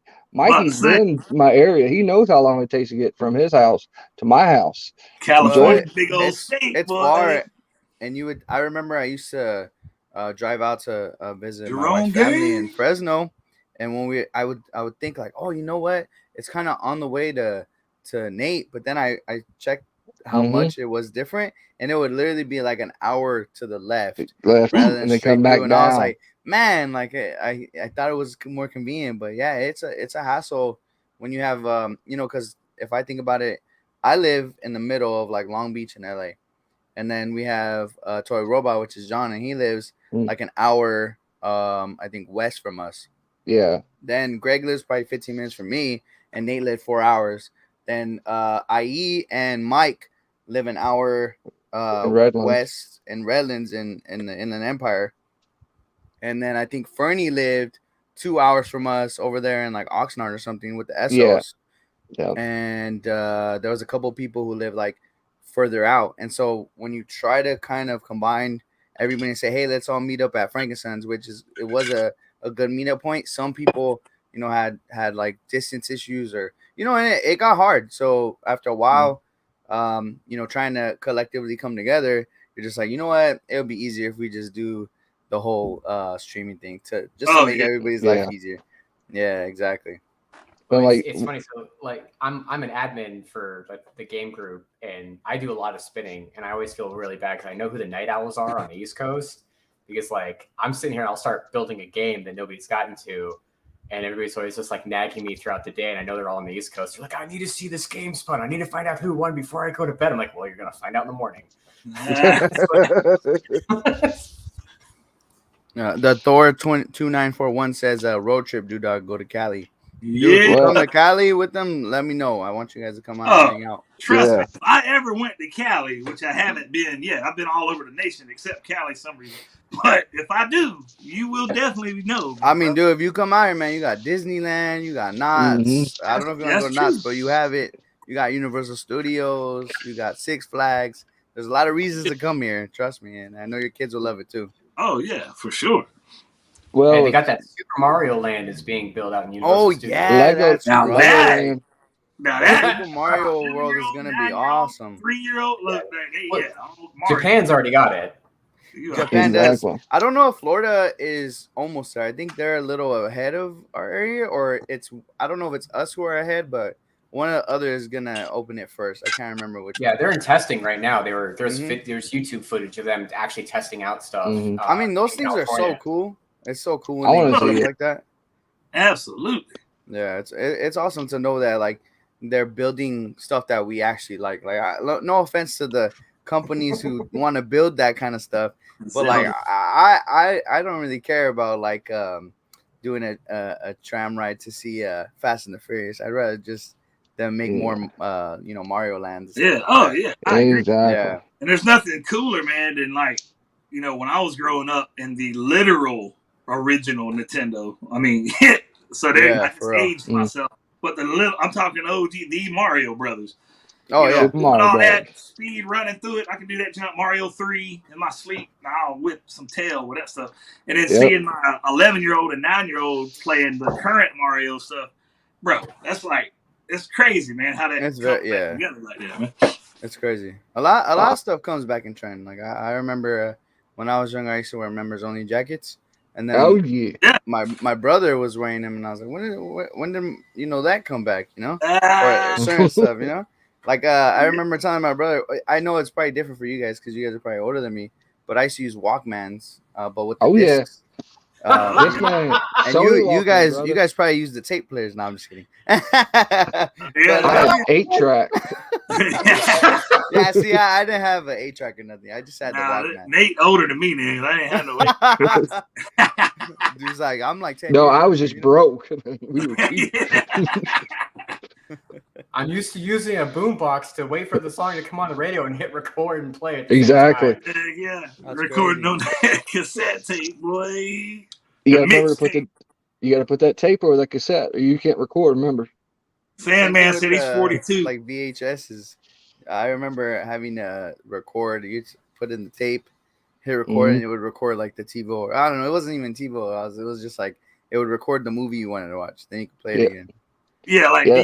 DVR or whatever. Yeah. Yeah, I remember when that TiVo first was started. the first one, I think. Yeah, Yeah, when they that was the first first made that, one. I remember my dad. We used to watch certain TV shows, and my dad used to record them with the TiVo. But I remember he always used to get mad because sometimes it wouldn't record the whole thing, like it would cut off before it ended. So That was that the cliffhanger, you first wouldn't know what DVR. happened. Yeah, that was the first DVR. I mean, like I remember. I mean, I had a rotary phone in England. Like actually, Roll it. Yep. So the I mean, Thor 2941 said he's embarrassed. You know, he's or not embarrassed. He's not embarrassed to say he did the cassette. But if he's 52 years old, I guess he sent the little pigeon with a little note on his foot. Hey, carrier pigeon. Thor did the first tweet, man. He sent out the first tweet. You know what I'm saying? So Thor, Oh, was that 2 cups in a string? Was that what it was? Exactly. Oh yeah. Poor Wilfredo. Sorry, Thor. Yeah. But yeah, I mean it's true. Like, man, the three of us are way older than Mikey. So that's the thing is like we come from like Mikey the young buck. Yeah. I think I'm gonna I'm 29 or I can't. I'm either 28 or 29. But dude, yeah, I'm still. I'm almost 30. This is all gray. See all this So this side's gray. look at all this. I have every color under the rainbow, man. It's like white. Why do you think I shaved mine now? It's all white. No, I don't care. I'm old enough. I'm like, I don't give a flip. It's Moses up in here. Right? I turned 40 on the 27th, like in like 2 weeks, and I'm sitting there like, I don't care. I just That is the cool thing about getting older, man. You just don't care. Like, I don't give a flip. Shoot. Then you got your house, you got your vehicles, you got your wife, you got your kid. Like, what you trying to impress? Like, hey, what are you talking about? I ain't going on no date. I don't care anymore. It's like, do I got to wear pants today? Ah, crap. Oh, if I don't have to wear pants, I'm not wearing pants, dude. It used to be like, you're working from home. You're just like, okay, button up shirt from top, boxers on the bottom, good to go. Exactly. No socks. I do it every day. It's like, my shirt's clean. I'm good. I do have to throw at least some pants on. It'd be funny, a plumber coming up, knocking on the door, like, hey, no pants on. Yeah, and it's funny too, though, because like you think about the stuff we did in the '80s compared to now. I mean, having a Walkman, dude, that was nice to have a Walkman. But then you had to buy batteries all the time. You got tired of buying batteries. Like you took your allowance, and you're like, man, I want to buy a transformer. But do I want to buy a transformer or do I want to buy batteries? Which one do I want? It's like, well, crap. No. No, what was worse than that was the Game Boy, because that was 4 batteries. And they wouldn't even last that long. And then your parents were like, oh, we're gonna go cheap. We're gonna get rechargeable batteries. They lasted like an hour and a half. Yeah, and then you were all the accessories that you would put on, and you're like, so instead of being portable, you've got all these AC things plugged into it. Yeah. And you're sitting there being like, I'm gonna play, and then you're like, your battery's dead. You're just like, that sucks. You know what's crazy is that if you still have an Xbox, you still would deal with that problem every day. Mm-hmm. Because Xbox, I don't know about the new Xbox. You're right. But an Xbox controllers still use batteries, at least from Xbox One. I don't know about the new one. Oh, see, and that's why I did PlayStation. The Series X, and it's the same thing. Oh no, that's horrible. I see, like for me, my favorite thing in the world is, all right, I'm done playing. I just go plug it in to my PlayStation, let it charge on its own. By the morning, it's good to go. Yeah. Like my Hey, scooter. that's Yeah, why I love Xbox Yeah, PlayStation. just just had like it your for me, scoot. man. I mean, literally, like just these two alone. I mean, that Xbox, baby. I mean, it is what it is, man. Halo. I Oh, mean, you I know what? just, yeah, Those are the two games that I am jealous of, like Halo and Gears of War. Like I wish PlayStation bought those out. But I mean, at the same time, like having a PlayStation, you have like all of the exclusive games, like The Last of Us. You have Days Gone, Death I'll tell you, Stranding. You the have Metal God of Gear. PlayStation, they War, almost got Metal me. Gear, Spider-Man one and Yeah, two, that new Miles. Wolverine game. Yeah, Oh yeah, that one Yeah, too. I didn't even think about I that might one. have See, to, might have to buy yeah, a you got to cross PS5. over. I think Final Fantasy they have rights to like. I think for Yep. the Final Fantasy remake, they had rights to have the game for a while, and Xbox players couldn't play that until Yes, they sir, I finally do. released it. Man, man. Yep. Yeah, I Yeah. agree. I finished that up not long ago. You know, and That's that a lot of was the stuff I don't really talk about on my well, and rarely on Instagram, but like, yeah, gaming, bro. That's like I've been doing that forever. Like I people I don't think realize that sometimes it's about me, nice dog. to just like sit down and play a video game. You know. Yeah, been oh, doing and that, that's what bro, forever, dude. I do that at least 3 times, 4 times a week. And you know why I can do that? I'm not selling toys no more. Right. You ain't as busy then, yeah. Oh yeah. You know what? Touching up on that whole situation too. The one thing I do feel bad about is because Nate did live far away. You know, I used to always feel like, man, I wish like Nate would like reach out to me for help, but I think there was this thing where like as much as I wanted to help, I just felt like I don't want to like intervene and be like, yo, let me help you. You know, like Nate, let me help you, man. You know, because Yeah. I will be honest, like that is something that even at today, like I've always been interested in trying to figure out how to turn this hobby into like I don't want to say career, but more than just a hobby. You know, something Mhm. that you can make profit off, but also have your own stuff that you like. And Nate did something that a lot of people don't do. So no matter what, at the end of the day, I think I have a lot of respect for Nate because he took that leap of faith to Right. try to take that chance. And sometimes like it is hard to figure like even thinking about it like how would I, ship everything? How would I figure out the seller's license? How can I get vendors to allow me to sell their products for the prices that because when you really think about it, and I know a lot of collectors, their thought process is just collect, just buy, just pose it, put it on a shelf.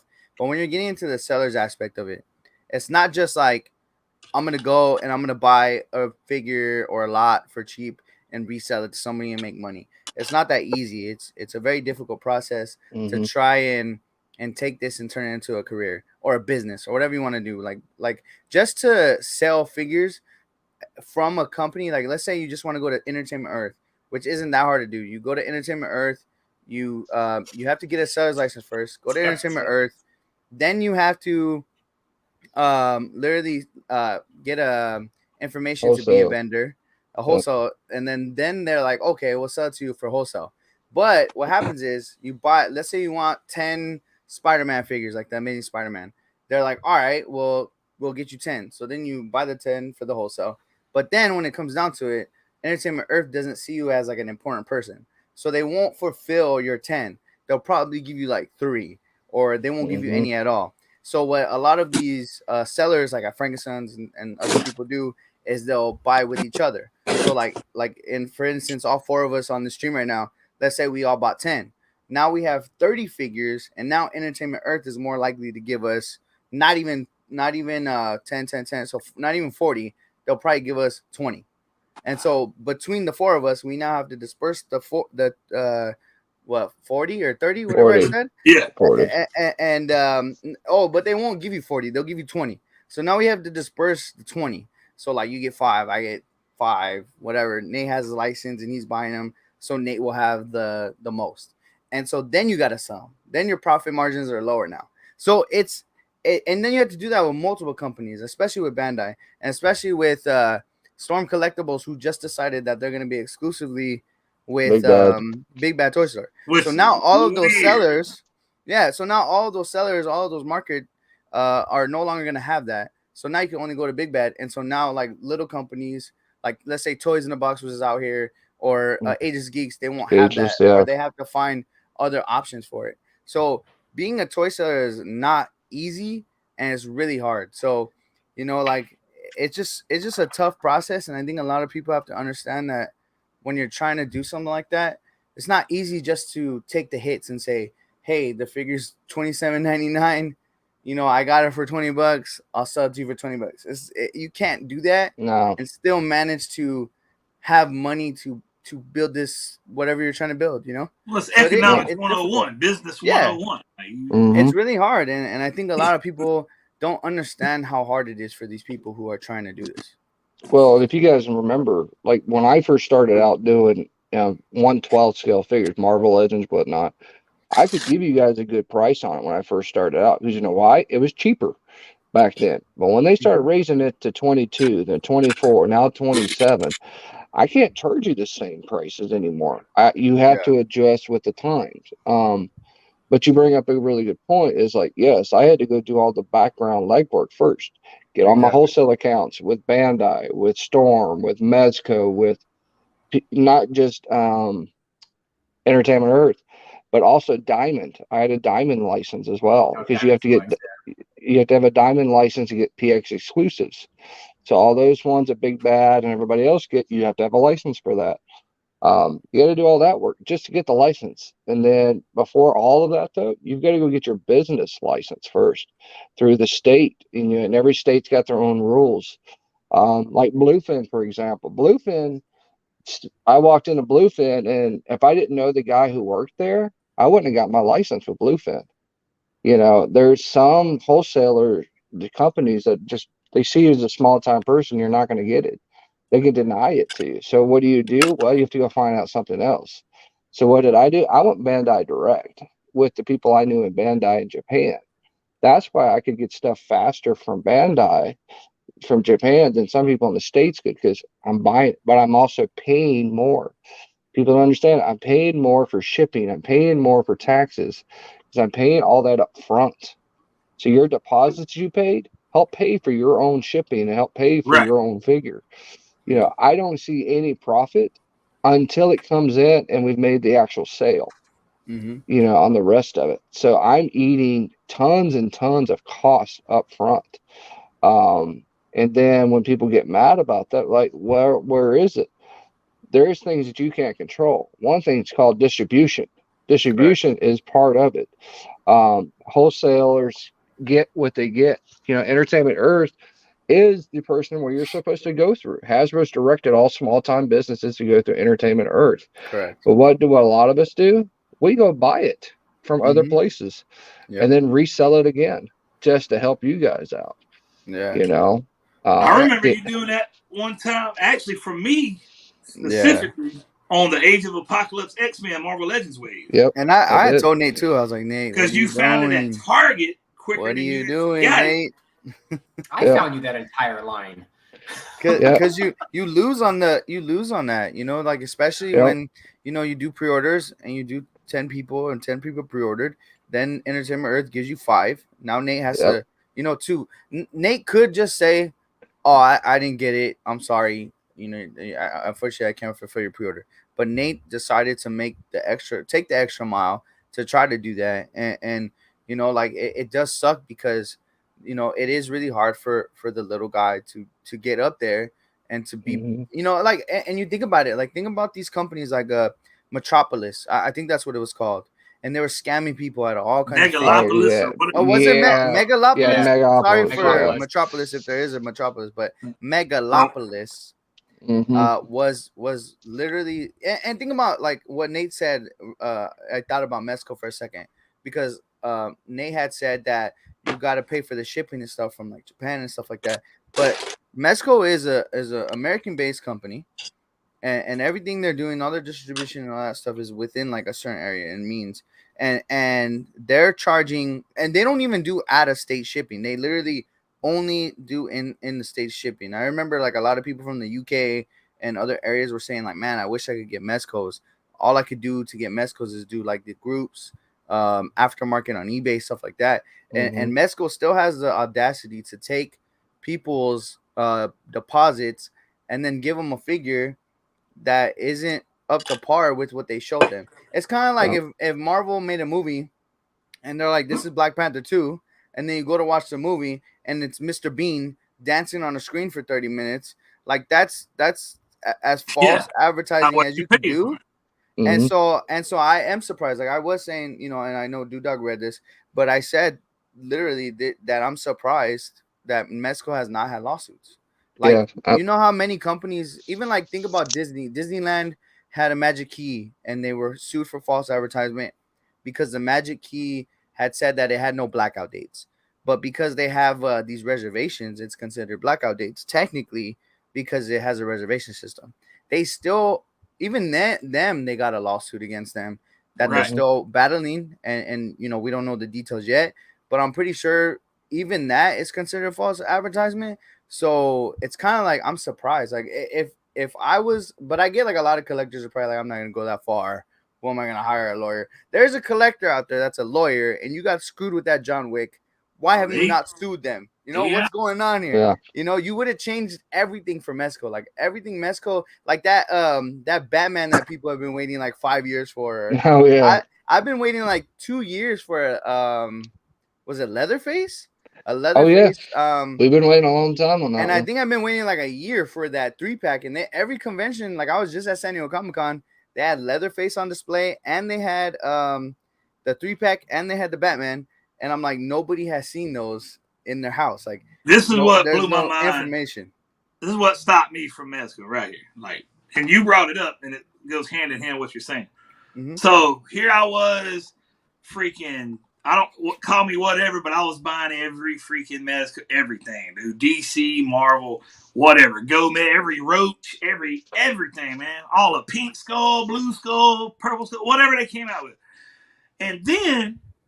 Now, here's another thing a lot of people don't do, but I did it specifically. I would only buy directly from Mezco.com, MezcoToys.com. A lot of people wouldn't do that. So what I was doing was building up those points. Now, my idiot self was spending so much money with them, I had literally gotten 4 Mezcos for free just with the points, just for the reward points, which is stupid. I'm not bragging. That's actually dumb. But anyways, crazy. But here's what killed it for me. The 89 Batman. Mikey just brought it up. Watch this, man. I had all these points. I was going to get that 89 Batman for $20, dude. $20 because I had the reward points. I go to log in. It said it could not use the reward points. My mind was blown, dude. I freaking called them, dude. 1-800. I was super nice. I wasn't, you know. I said, hey, man, what's up with these? I can't use my points. This lady now, Mezco, this lady says, oh, you can only use your points on what we want you to use it on. No way. My brain was out. That blew my mind, dude. That blew my mind. I'm like, wait a minute. So I'm buying all these Mezcos.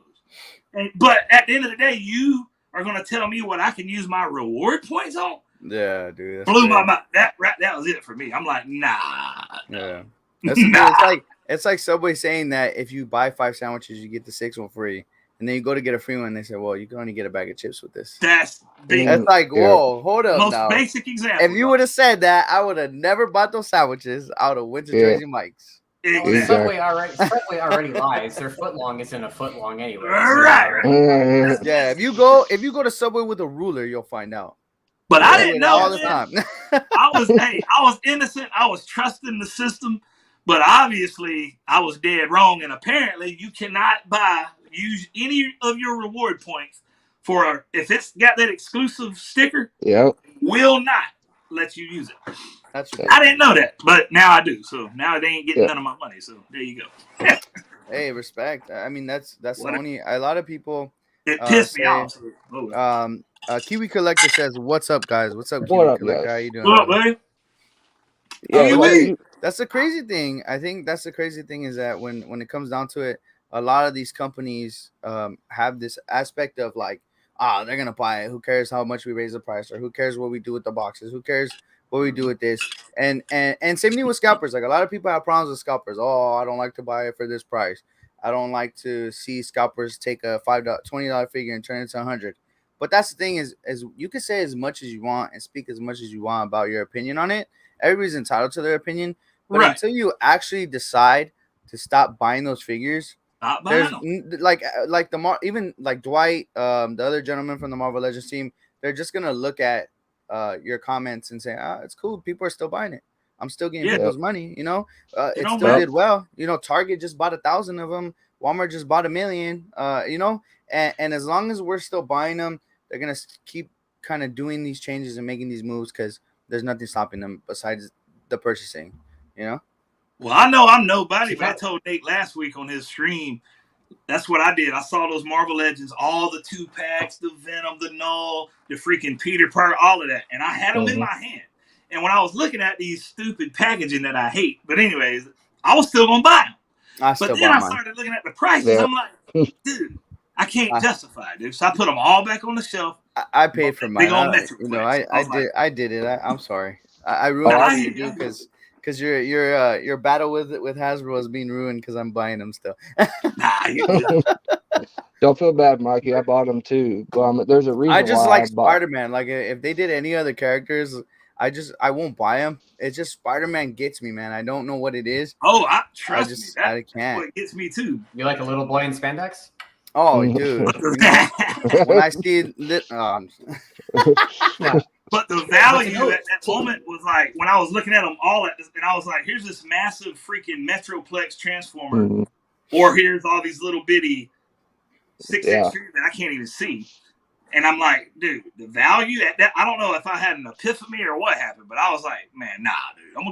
I'm leaving with this massive robot, and I ain't worried about them little Spider-Man. Well, At that it's point, If you even if found Metroplex wasn't there, I would have probably left with them. But you know, But see, what gets me though is like True. the null 2-pack. Like those are bath figures. Those are like 2 baths in a box, literally. True. Just the size they are. So I can justify that price. It was what, $70 or $55, whatever it was. Yeah, because if you think if it was a deluxe, we're looking at like if the prices were before 35. So at Yes, $70 plus tax, it is makes reasonable.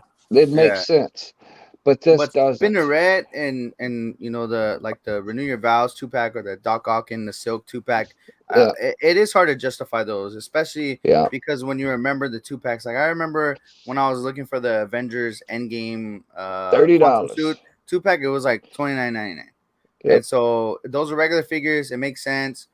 You still feel like it's a bargain because you know normally the 2 figures would be $22 each. Each. And Right. then you feel better about it. But when they raise the price this drastically, you're kind of thinking like, how are you benefiting us? And not even just us as collectors. Let's say we're all out of the equation. There's none of us that exist. We're talking about little kids.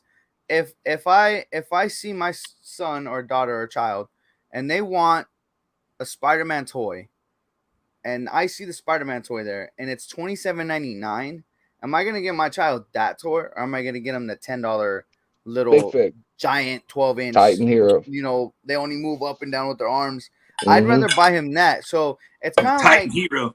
are you Yeah. trying to stop kids from buying them? Period, or are they still for kids anymore? Like, you know, I get They're we're adult not. Nah, it ain't for collectors, kids, man. but it's kind of like you know, if you're catering to us as collectors, obviously these are not for kids anymore. Why are you not listening to the things that were I mean, I get it. They do the pinless joints, the toe hinge, but they don't do it as often. Like I'm telling you that every figure should change. Like when I see the Amazing Fantasy Spider-Man that Nate has. Nate, does that figure have toe hinge? No, And for $27.99, why the hell does it not have a toe hinge? You I know, have no like- idea. like- I brought it up earlier. It's like the plastic quality is crap on Yeah, this it's compared to You know? the other ones. Yeah, now at this point, if you're at a San Diego Comic-Con or New York Comic-Con, and they're doing a panel, and you go on the panel and you say, "Hey, why don't we have this kind of quality with all the figures?" And they go, "Well, I mean, these toys aren't really for adult collectors; they're for kids." Nah, you can't use that excuse. It's ridiculous at this point. I know a little kid and his dad or grandma or mom or aunt or family, you know, his parents, his whatever. They're not gonna go after the $27.99 Spider-Man. One, because we already took them, and 2, because they're not made for them, and parents are Right. not going to pay that price. If they No. were going to pay that price, you would probably like change everything, because even like the packaging, parents don't buy packaging that they don't know what's in it. You know, it's kind of like, if I buy this box, what am I buying? most people resonate with like the see-through packaging because they know what's there. That's why they grab it, look at it. Oh, this is good for my nephew, my niece, my grandson, my whatever. So that's where it's curious to me, where I don't. Why is this understand it. guy still $19.99? Same articulation, and he's huge, man. A Marvel Legends like this. He comes with like 8 interchangeable hands, some freaking shiny chrome paint. I'm just saying, why is he still $19.99? Why ain't he 27? Yeah. Well, here's your example, a Hasbro example. This is a Voyager Transformer from Studio Series. Does This it is transform Spider-Man. into a robot? I mean, It whatever. does. These are the same price. Okay. Exactly. Same price. And it actually does something. It does something. It transforms into a ship. It's got figures. It's got hands. It's got. Now, does it have extra hands? No. Does it have an extra head? No. But what it does do is transform into something else it can be played with. So your imagination as a child, or a man-child, it can be further used. But the plastic quality on this is 100 times better than this. So why? Why is that within the same Hasbro company they can't get it right for Marvel Legends? Hey, C-Rom Games, go. Now watch this. Kiwi, hey, pull up that comment Nate Kiwi just put up. That's literally what I just said, like, earlier tonight. Like, that's what I'm talking about. I saw the same pictures he saw of that Spider-Man you got with missing webs, half his body. What? Like, how you justifying that, man? Come on now. But here's another avenue to also look at, which is always interesting, is that we get these companies. So going back to like Simmons, like typically you talk about the rule of 3, 1 to buy, 1 to replace, 1 for profit. It's typically what you look at.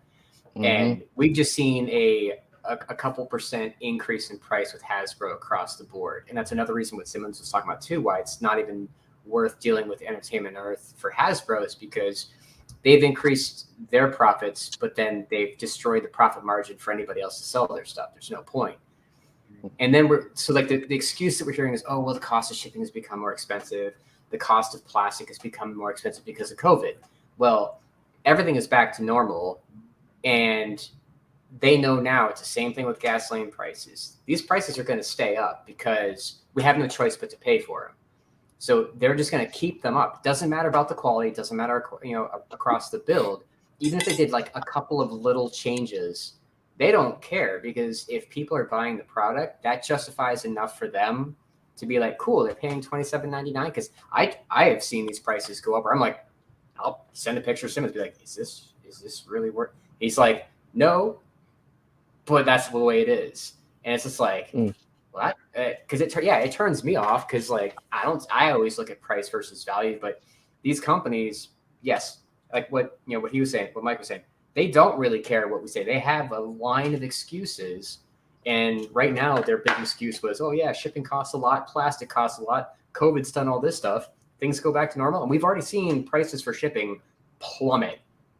That shipping thing is pretty much over. And it's just these lame excuses we get from bigger companies to charge more. I mean, we've seen right now, like in the Transformer third-party market, Fans Toys prices were ungodly expensive. Not just aftermarket, but literally their new prices on figures. Like when their Tesla 2.0 came back out, they were trying to charge $225 for a figure that when its first Tesla 1.0 came out was $90. $100. Yeah. So like, yeah, it depending who you went to. And so like, we saw this for a long time, and now we're seeing the American retailers are trying to keep these prices staying sky high. I go to Show Z and I see something, and next thing you know, it's like $45, $50 cheaper, and it's pushing its way back down to where the prices used to be. And we're starting to see that flux. But I feel like there's still these excuses being made by retailers being like, well, we're still seeing this. Like, no, you're not. You're just trying to make max profit because people will pay for it because they wanted it. Well, this is not a political statement at all, but I promise you, I'm one of the most patriotic collectors you'll ever find. I mean, I got an American flag right here. I love America, but check this out, man. First of all, if you're and I'm saying all that, good. You want to make millions? Awesome, dude. I want you to. I want you to succeed. I want the whole squad to win. Here's the problem I got, though. if you just release, this is Hasbro, but we ain't even talking about no other company. Hasbro literally just put out a statement saying they profited. Understand this, profited 3.5 billion billion. in 1 year. Billion with a B. So if you making 3.5 billion, why are you raising your prices 4 times as much but not giving us a better product, bro? 3.5 billion. Whoo! They Well, ain't struggling. Is all I'm saying. it's our own fault. You know why? We're still buying it. We're Yeah, still buying it. and a company doesn't look at it from like from like a perspective of we want to help our customers. Nah, they look at it like we want to make the most money possible without like because even there's if you ever go to a store and they say we like to donate money to help this foundation, that money has already been donated. They already got a tax write off for it. They're just hoping that you put it back in their pockets so that you donated it as people instead of the company donated. So that's the Right. thing is like a company doesn't care about how they help people with products. They just want to sell, make money, pay their employees, pay the CEO, pay themselves, and keep the company running as long as they can. So at the end of the day, like it's true. The consumer is the biggest factor when it comes to companies, entertainment, all of these things. If we stop watching it, if we stop buying it, if we stop, hyping it up, promoting it, every time we buy a Marvel Legend and we post it on YouTube or we post it on Instagram, we're doing free promotion for them, and we're Yep. literally allowing not just other adult collectors, but kids, teenagers, whatever, they're watching it and they're like, I want that figure. I want to go to the store. My dad, my mom, my parents are gonna go and they're gonna take me. We're gonna buy it. I'm gonna probably do my own channel. I mean, not that it's a bad thing, but it is creating the company's ability to make more money. So it's a No, I tough see thing what you're to think saying. about. Yeah. Yeah. You're 100% right. I mean, Yeah. The only way we can have it stop is stop buying. Period. Just make a statement of, and it ain't going to be us four that do it. It would need to be thousands of people that would do Mm-hmm. it. Just to But You say, even can't make a okay, difference. You need tons of but people to really it be upset about it it. goes above that because look at Walmart. These things are already prepaid for by like Walmart, Target, Oh, all these 100%. big companies because they've already bought 10,000, 100,000 units. yep, So like they're like, okay, if they're buying that, I mean, it takes a long time for us as a consumer to really make a dent. They would have to start yeah. seeing it would have to be like quarter after quarter after quarter with these little tiny deviations going mhm, downwards. And that would probably take several years for them to suddenly be like, yeah, something's got to change. And we're sitting there waiting for like a quality product for 4 or 5 years. And we're like, I can't do it anymore. I need something. Yeah. I don't well, mind paying more. That's where a Oh, lot of people. we know. We know. Yeah. But I would rather. Yeah, let me rephrase it. I would rather have a better product. It is what it is. I agree 100%. It's just And But to that's, talk I about think, some of the comments that we have, we're yeah, being asked that why are there a lot of clearance items or toys being on clearance at Targets and stuff? The reason why, overstock. 100%, if you overstock. guys don't know this, who's watching, there's always overstock, but also when Target buys a billion units, they don't pay what we pay as a consumer. They pay No, like $5, $1. I don't know what they pay, but it's definitely right. not $27. So when they put some on clearance and you think, oh, I got it for $10, Target didn't pay that. They don't. They don't. Nah, no, They don't pay they that just for made the product. 50% profit. Yeah. Period. So they're making yeah, profit no matter what. You're like even then at the end of the day, let's say you steal a figure, you steal a toy, which is frowned upon. Don't do it. But if you do it, Target doesn't care. You know why Target doesn't care? I swapped the fig It's is already built because into the price. all they do is put that money that they lost as a. I remember we used to call it something when I worked for sure. Target, and we used to call it something. I can't remember if It's we it's called loss it. prevention, but Yeah. yeah, So what we do it's is we put that in there, and that's money that they use as a tax write-off. Well, when they do their taxes, well, I mean, we Part G. lost $1 billion in revenue because of theft, and they're like, okay, well, that's your tax write-off. Now you're not paying $1 billion in taxes; you're paying 200 million, and or something like that. So they don't Right. care. Targets don't care. The retailers don't really care. At the end of the day, they're still they're profiting. The what they pay is not as much, and then they don't hurt from their loss of figures. The figures and the whole thing of toys and whatever it is, that's just to get consumers in there so you could buy the bigger things like groceries and that, like, the only reason why they have those things is so it's a one-stop shop. So they don't really care about toys and stuff. I think a lot of it sometimes, I'm gonna say us, put all of everybody, the whole toy community, everybody, from the biggest dog to the little tiny dog, and everybody in between. A lot of us, we get so like single-minded that we actually think that they give 3 flips about the toy section. I mean, I hate to blow y'all's minds, but your average Joe give 3 craps. Everybody that's walking. In other words, if you got 10 people walking into Target, you might have 1 dude that's walking to the toy aisle, bro. If that, like, as far as percentages. So don't think for any minute they can shut the toy aisle down. They don't give a flip. don't think for a minute. And the only toy stuff that would stay open ain't even everybody in here.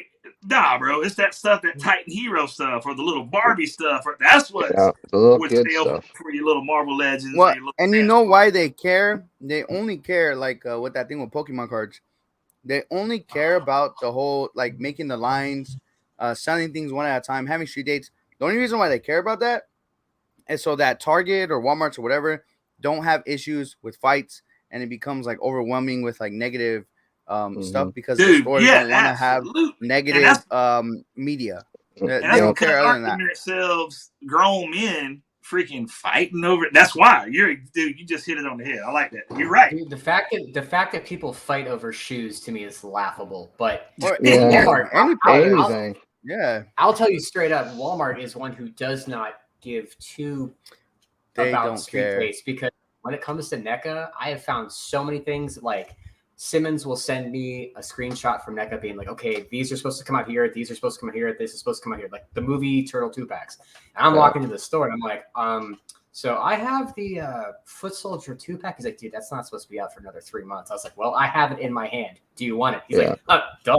And so I'm like, because it was supposed to be like, Casey Jones and Wrath in Disguise is like what was supposed to be out.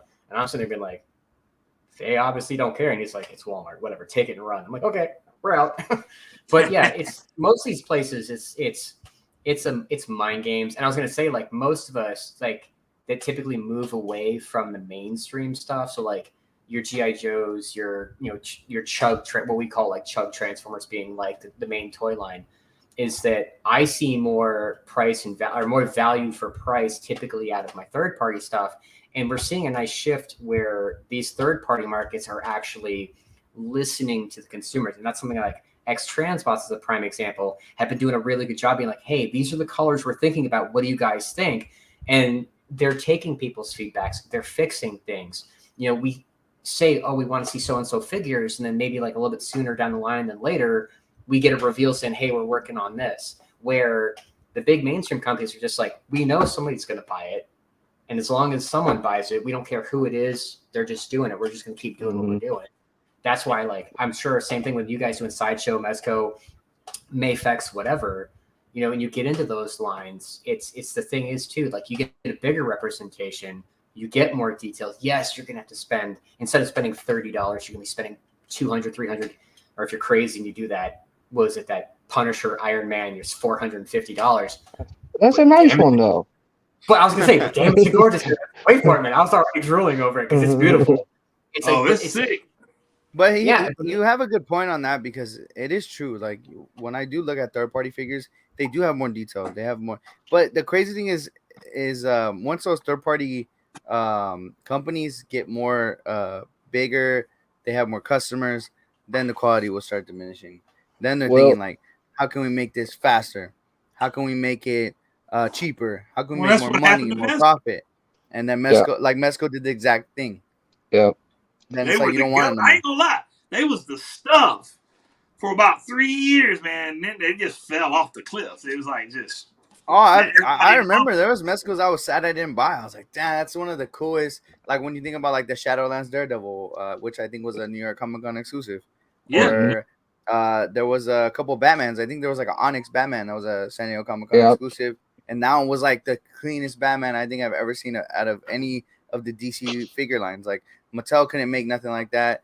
DC icons, DC collectibles, nothing. And you know what? My biggest thing for Mezco was the DC aspect, because everything they made for DC just was right, dead on the money, the best It was thing I've good. ever seen. They had double jointed elbows, double jointed knees, tons of But accessories, and then out of nowhere, then when they made the Joker, he had tiny, skinny arms, no double joints, Single jointed single elbow. jointed elbows, elbows. single jointed knees, like little accessories. It just got worse and worse, and you kind of got sad, and you were like, "Damn, Mesco, what have you done to me? Well, You ruined it." I can tell you what happened. Variants. The variations that all of the figures they kept doing over and over. Like people like Punisher, for example. How many versions of the Punisher was there? There was Spec Ops. I think there's like There 5 5 or 6. He or had the Yep. red. yeah, Toy Fair, the all black. I was like, yeah, the one yeah, with the the Red Yeah, the red. gray Fox. pants. Yeah, Yeah. all that. Regular. I That's, think they made like one that was the same, but it just had more guns yeah. They or had the something like that. yeah, they You had never the have enough full. guns. This is America. Well, they've Sorry. also made like 19 Batmans, dude. And Well, then exactly. the Batman dude was from Mesco killing, was like, man. "I'll never make a Robin. Don't ask me ever." And you're like, "All right, well, All right. I guess we know how you feel about that character." 20 Batman. All right. Appreciate Well, it. I think one of the biggest things that caused them to fail is Gomez.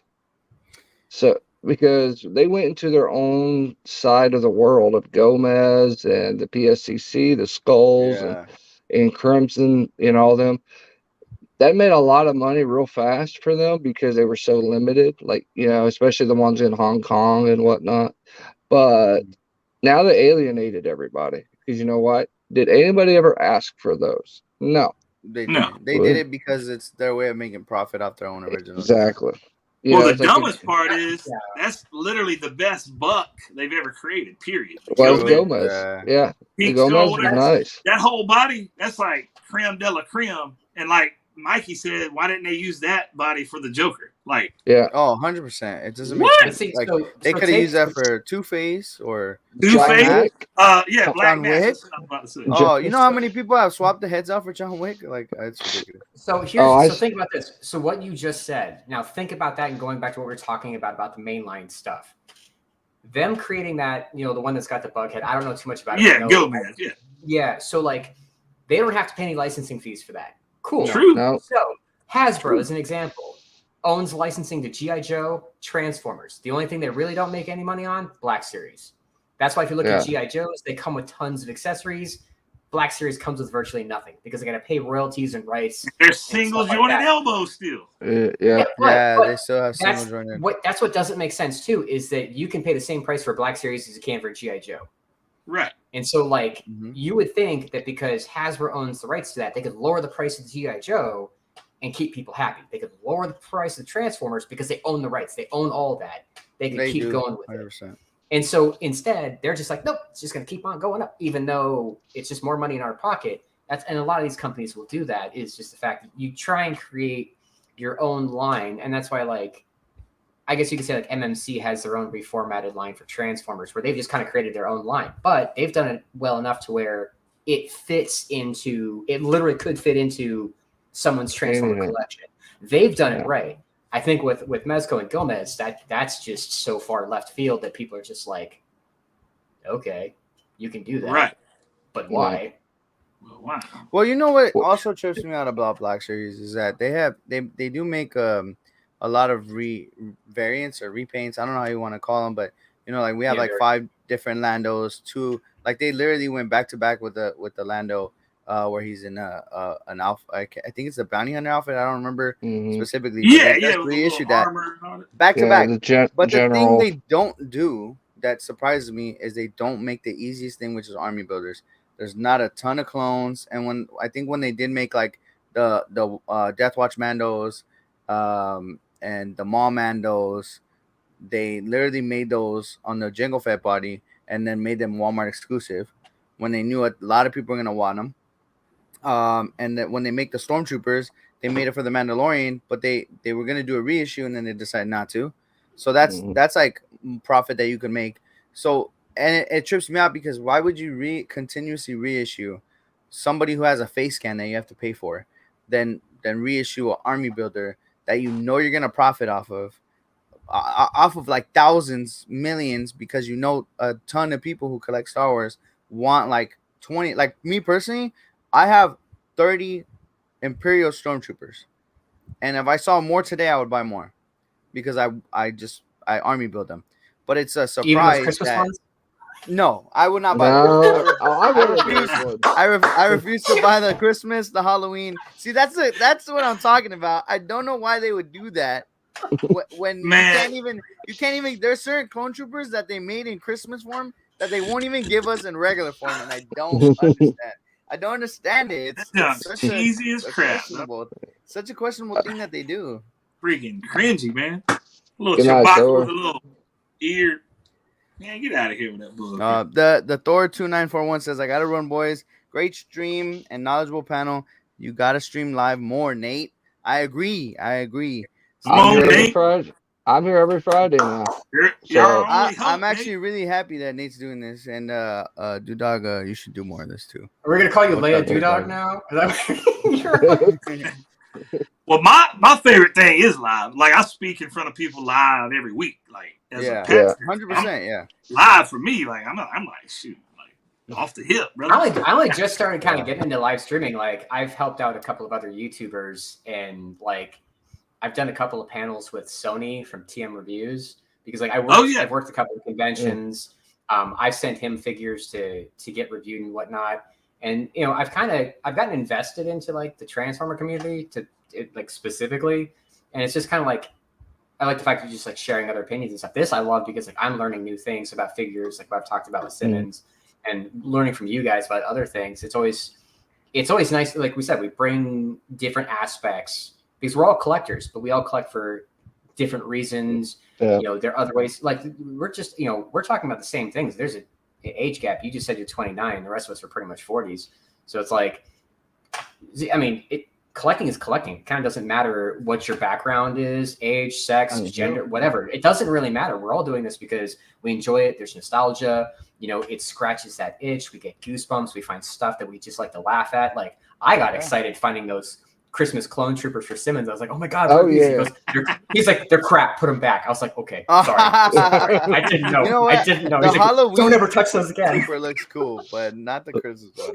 Yeah. And like you were saying, not only do we kind of build the same hobbies and stuff like that, but we learn from each other. Like there's a lot that I've learned from Nate on the aspect of comic books. I'll be honest, growing up I never read comic books. I know I used to buy them because I liked the covers and I would keep them, but I think the only time I read comic books wasn't reading. It was when I watched them on YouTube and people were kind of like explaining it in detail. Yeah, Like, comics, it's like an audio. Yeah. It's like an audio Yeah. thing. It's the same thing. Like when I'm gonna be honest, like even reading like a books or the Bible or something like that, I can't read. It's bad at reading, you know. And I rather listen to it on like audio. So when I listen to books and stuff like that, I'm listening to it. Somebody read it to me from an audiobook, and so that's how I gather my information. That's how I learn about it. You know, it is audiobook that is considered the same as reading, so it's still it's Yeah, don't think any less of it. It still works. Oh yeah,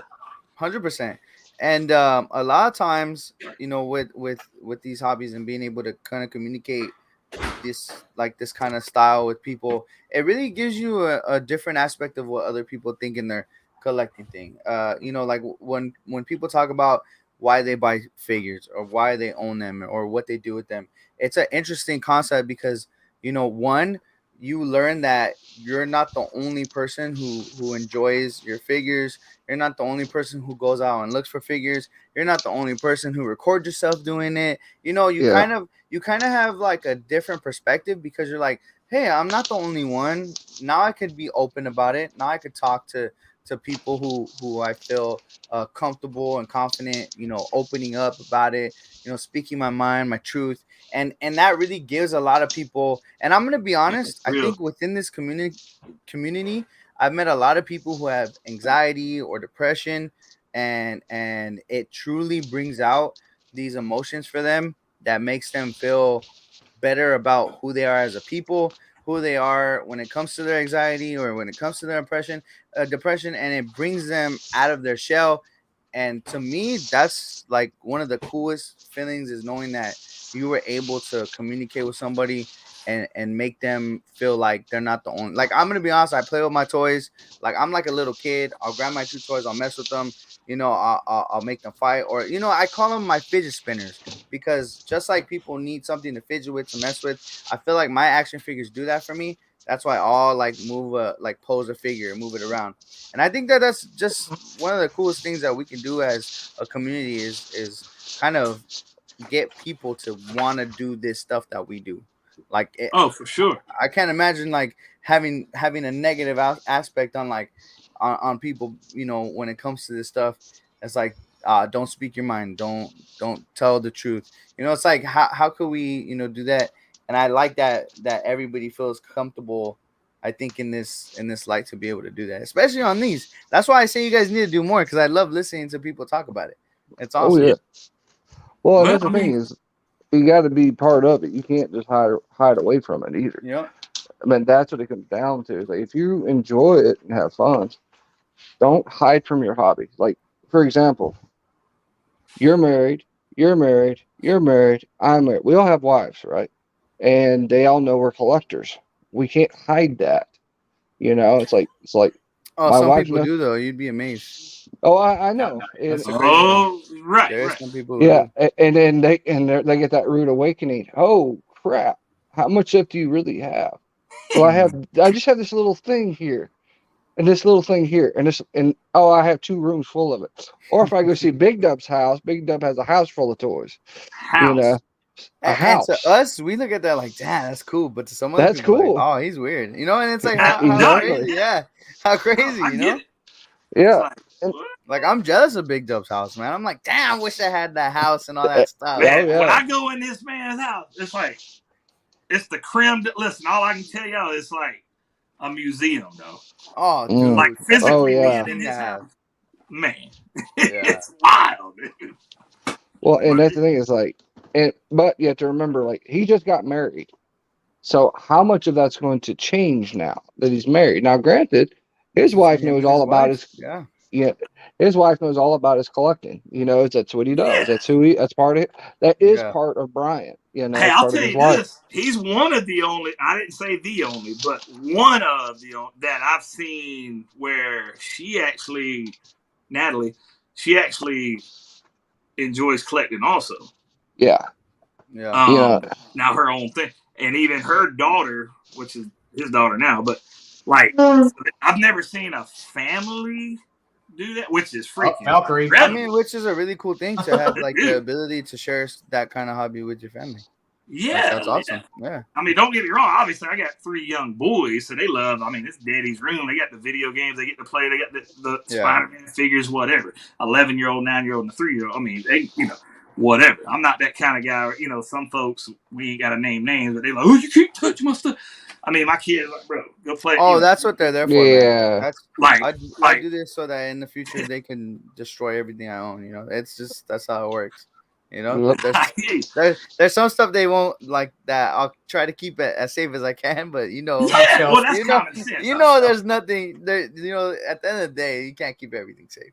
Yeah, that's common sense though. There again, that's when you're teaching your kids like, hey, bud, hey, boom, you play Marvel Legends, you educate whatever. them on the value. Daddy's got the things, big, the Hot Toys. Days of Future Past Wolverine that worth $700. Nah, we ain't. Nah, Yeah, yeah, touching that 100%. one. That's Exactly. the investment in your possible future. Okay, that's your that's your college. Yeah, you fund might right you there. might Don't need touch that it. one day after I'm gone. Those are your school books for the first semester. But y'all know what I'm talking. I'm talking about like the regular old Marvel. Come on, give me a break. Oh yeah, take those. I don't care. One of my 3-year-old breaks this. It is what it is. Like throw it in the trash can, whatever. Yeah.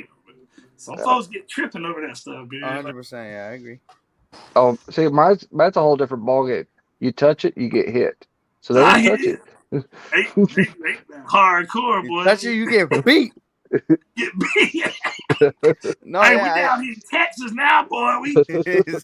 He's like, you're about to learn a whole new lifestyle. Oh yeah. We ain't in Cali no more, boy. No, but So maybe turn this AC off. Oh, God. No, I'm not gonna die just for that. Touch my hot toy, the AC is gone, dude. Just in your room.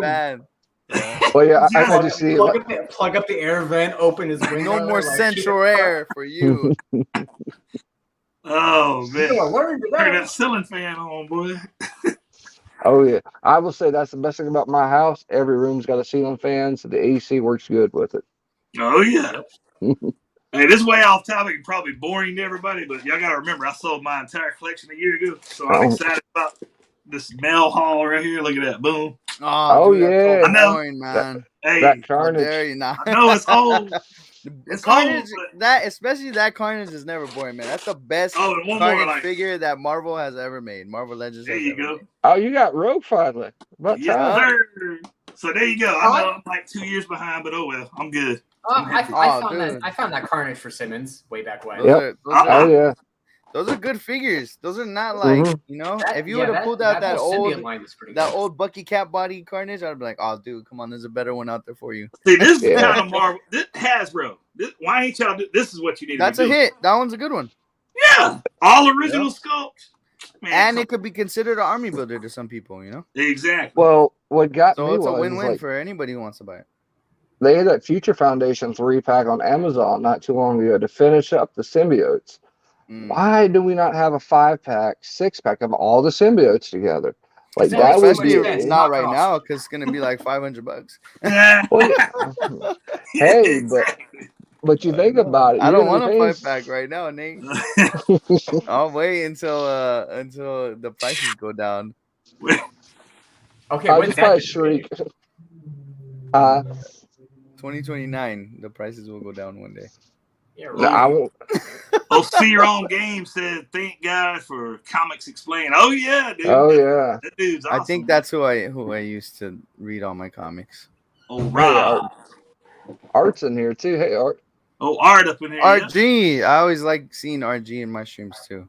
It's always Dude, good to see you in the chats. The only comics I ever bought, and this was like I lived in England, so that's where I grew up from like '87 to 2001. England. I lived Queen over. just passed away, man. Yeah, she's the only queen I've ever known too. I do have dual citizenship. I'm American and British, so ha. Oh, okay. But like, All right. I had this little tiny like comic shop called the Twilight Zone down in Egham, and I'm a very visual person. I just remember walking in there and seeing like the first like AVP Alien vs Predator comic, and I was like hooked. I bought like 15, 20 of them, but they were like expensive as a kid. Like those are the only comics I dealt with. And then like when I started watching Bobby Skullface, he had kind of like a little panel that he did where he was going through the IDW stuff, which I thought was really cool because he was doing his interpretation. He was getting really like you could tell the characters he was passionate about. And I really liked that aspect because like for me, like not growing up really reading comics, like sometimes like it can get kind of complicated, like which panel you're supposed to go with or the bubbles. Like they've gotten better. Like if you use Comixology on an app, it's really good because like literally it will make you go in the right direction, which I thought was cool. Yeah. Yeah, I do like it when if you don't have time to really go through a comic, like people who kind of go through, they'll show some of the panels. Like that's a lot of fun. Me and Nate's problem is like me and him grew up on comics, actually reading them. You know, a bunch of them, probably too many of them. And the problem with like what turned me off on a YouTuber, and there again, I ain't naming no name, but whoever it might be, fill in the blank. Like I gave an example last week when Buddy's talking about Wolverine instead of adamantium claws, he says aluminum. Like you shut me down. Yeah. I'm cutting the video off, my ninja. Like I don't even care. Like you I know who that was. His name was. Nah, I'm just kidding. Yeah. Go ahead, but like reading the source material, and all of a sudden having an action figure of the source material, and then somebody really don't know what the flipping world they talking about. That's just for somebody like me. I'm like, bro, it just freaking Wikipedia or something. I mean, even if I don't know the character, buying a figure of it, and then I want to learn about it. Like there's like I remember I bought a Dragon Ball Z I figure, respect that though. And I was like, oh, I like this figure, I like this character, I like how he looks. So then I started watching all the episodes of Dragon Ball Z, watching recaps on it, and then I learned about the character, and I was like, oh, this is pretty cool, and it kind of made me interested in it. Absolutely. Oh my gosh, you liked Frieza? No, I like Krillin. Yeah. And I know now that he's one of the crappiest characters. He's a pansy there, but he's also the strongest human. That's what I was gonna say. He's the strongest human, but if he's the strongest human. No, he's not. But who's the strongest human? Tenshin Han is the strongest human. He doesn't count. It's Krillin. How dare you? Nate? So what I would Take Well, it this is a back. perfect example of I have no idea nothing about it, so I'm just like, all right. no, watching I mean, the best I don't way- really know a lot about it, but it's the something best way that to do Dragon Ball Z now is to literally watch Team 4 Stars Dragon Ball Z Abridged. It covers like pretty much all the same stuff. It just makes it way better. And there's a little thing like a score for Krillin of how many times he gets his butt whooped. But Yeah. like Krillin is, you still have to give him credit with what he's done at the level he's got fighting against the people that he does. Dude's got some cojones for real. there's a lot of stuff that's hard to get into. Like I don't. Go ahead, Mikey. I'm sorry. yeah, I just remember that I wanted to get into the Clone Wars because I really like Rebels. I remember when I was watching Rebels, I was like, I really like the show. Then when I was gonna watch the Clone Wars, my friend Greg knows all about Star Wars, so he knows all about like the way to watch it. So he goes, "All right, you watch the first, I think it was the first season or the first episode or something like that." He's like, "Watch the first episode, then you skipped it to season 2, then you watch." And I don't know if I'm explaining it exactly, but there was an explanation he did. But he goes, "You watch season 2, then you go back, then you watch the movie, then you watch this, and then you can go through the rest of Clone Wars." And then I was like, "Hold up. So you're telling me that I gotta watch episode 1, then the movie, then the season 2, and then this, and then I can watch the rest of it?" And then it kind of was like, I don't want to do all that. But I try to stick it out. I try to watch it, and then now I know a lot about the Clone Wars. But dude, it was trying to get into it was really hard. And so there's a lot of stuff like that, you know? I don't know what happened. Like with me, I don't know how I missed Dragon Ball anything. Like I don't know what I was doing or where I was like in life or whatever. I don't know. I missed it. I did the same. Simmons and I can explain that seriously easily. It's just because the Western market never had access to it. You literally had to find some dark way, like before the dark web, you literally had to find a different way of doing it. So for me living in England, I would have to wait for Channel 4. Yes, they were Channel 4 late night, usually on the weekends, might do like an expose on like a different country. So sometimes there were movies like first animated movie that I watched was Akira.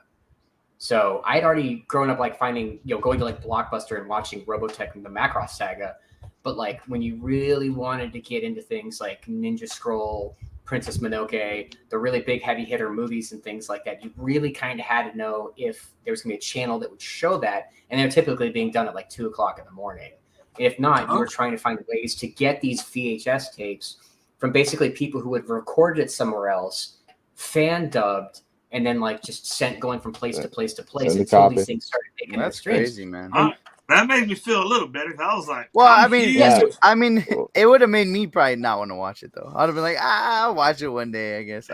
You had to jump through a lot of hoops. Yeah. Well, like Serena Games brings up a good point. Yeah, Krillin did take a punch to his face from Goku after Goku was a Super Saiyan. Yeah. He's the only one that could do it. Now, the reason I brought up Tenshin Han because he's the only one that you have never seen come back into the show. So if you watch Super or if you watched anything, he's not made a role yet. He's not made anything. He just went and hid and went away. So I want to see where he's at, what he's doing in the series. Now you brought up So technically he could be the strongest human, but we don't know. We don't know because they haven't shown him. They haven't shown him in years. And then remember we lost a lot of characters. You know why? Akira Toriyama forgot about a lot of characters in the show. He forgot all about Launch. He forgot all about Tenshin Han and Chaozu. See, there's a lot you can talk about with Dragon Ball Z, man. Like you can, like that's why, like for me, sometimes like when I hear the conversations, I'm like, man, I need to learn this stuff so I could be able to like buy these figures because I have a lot of the figures.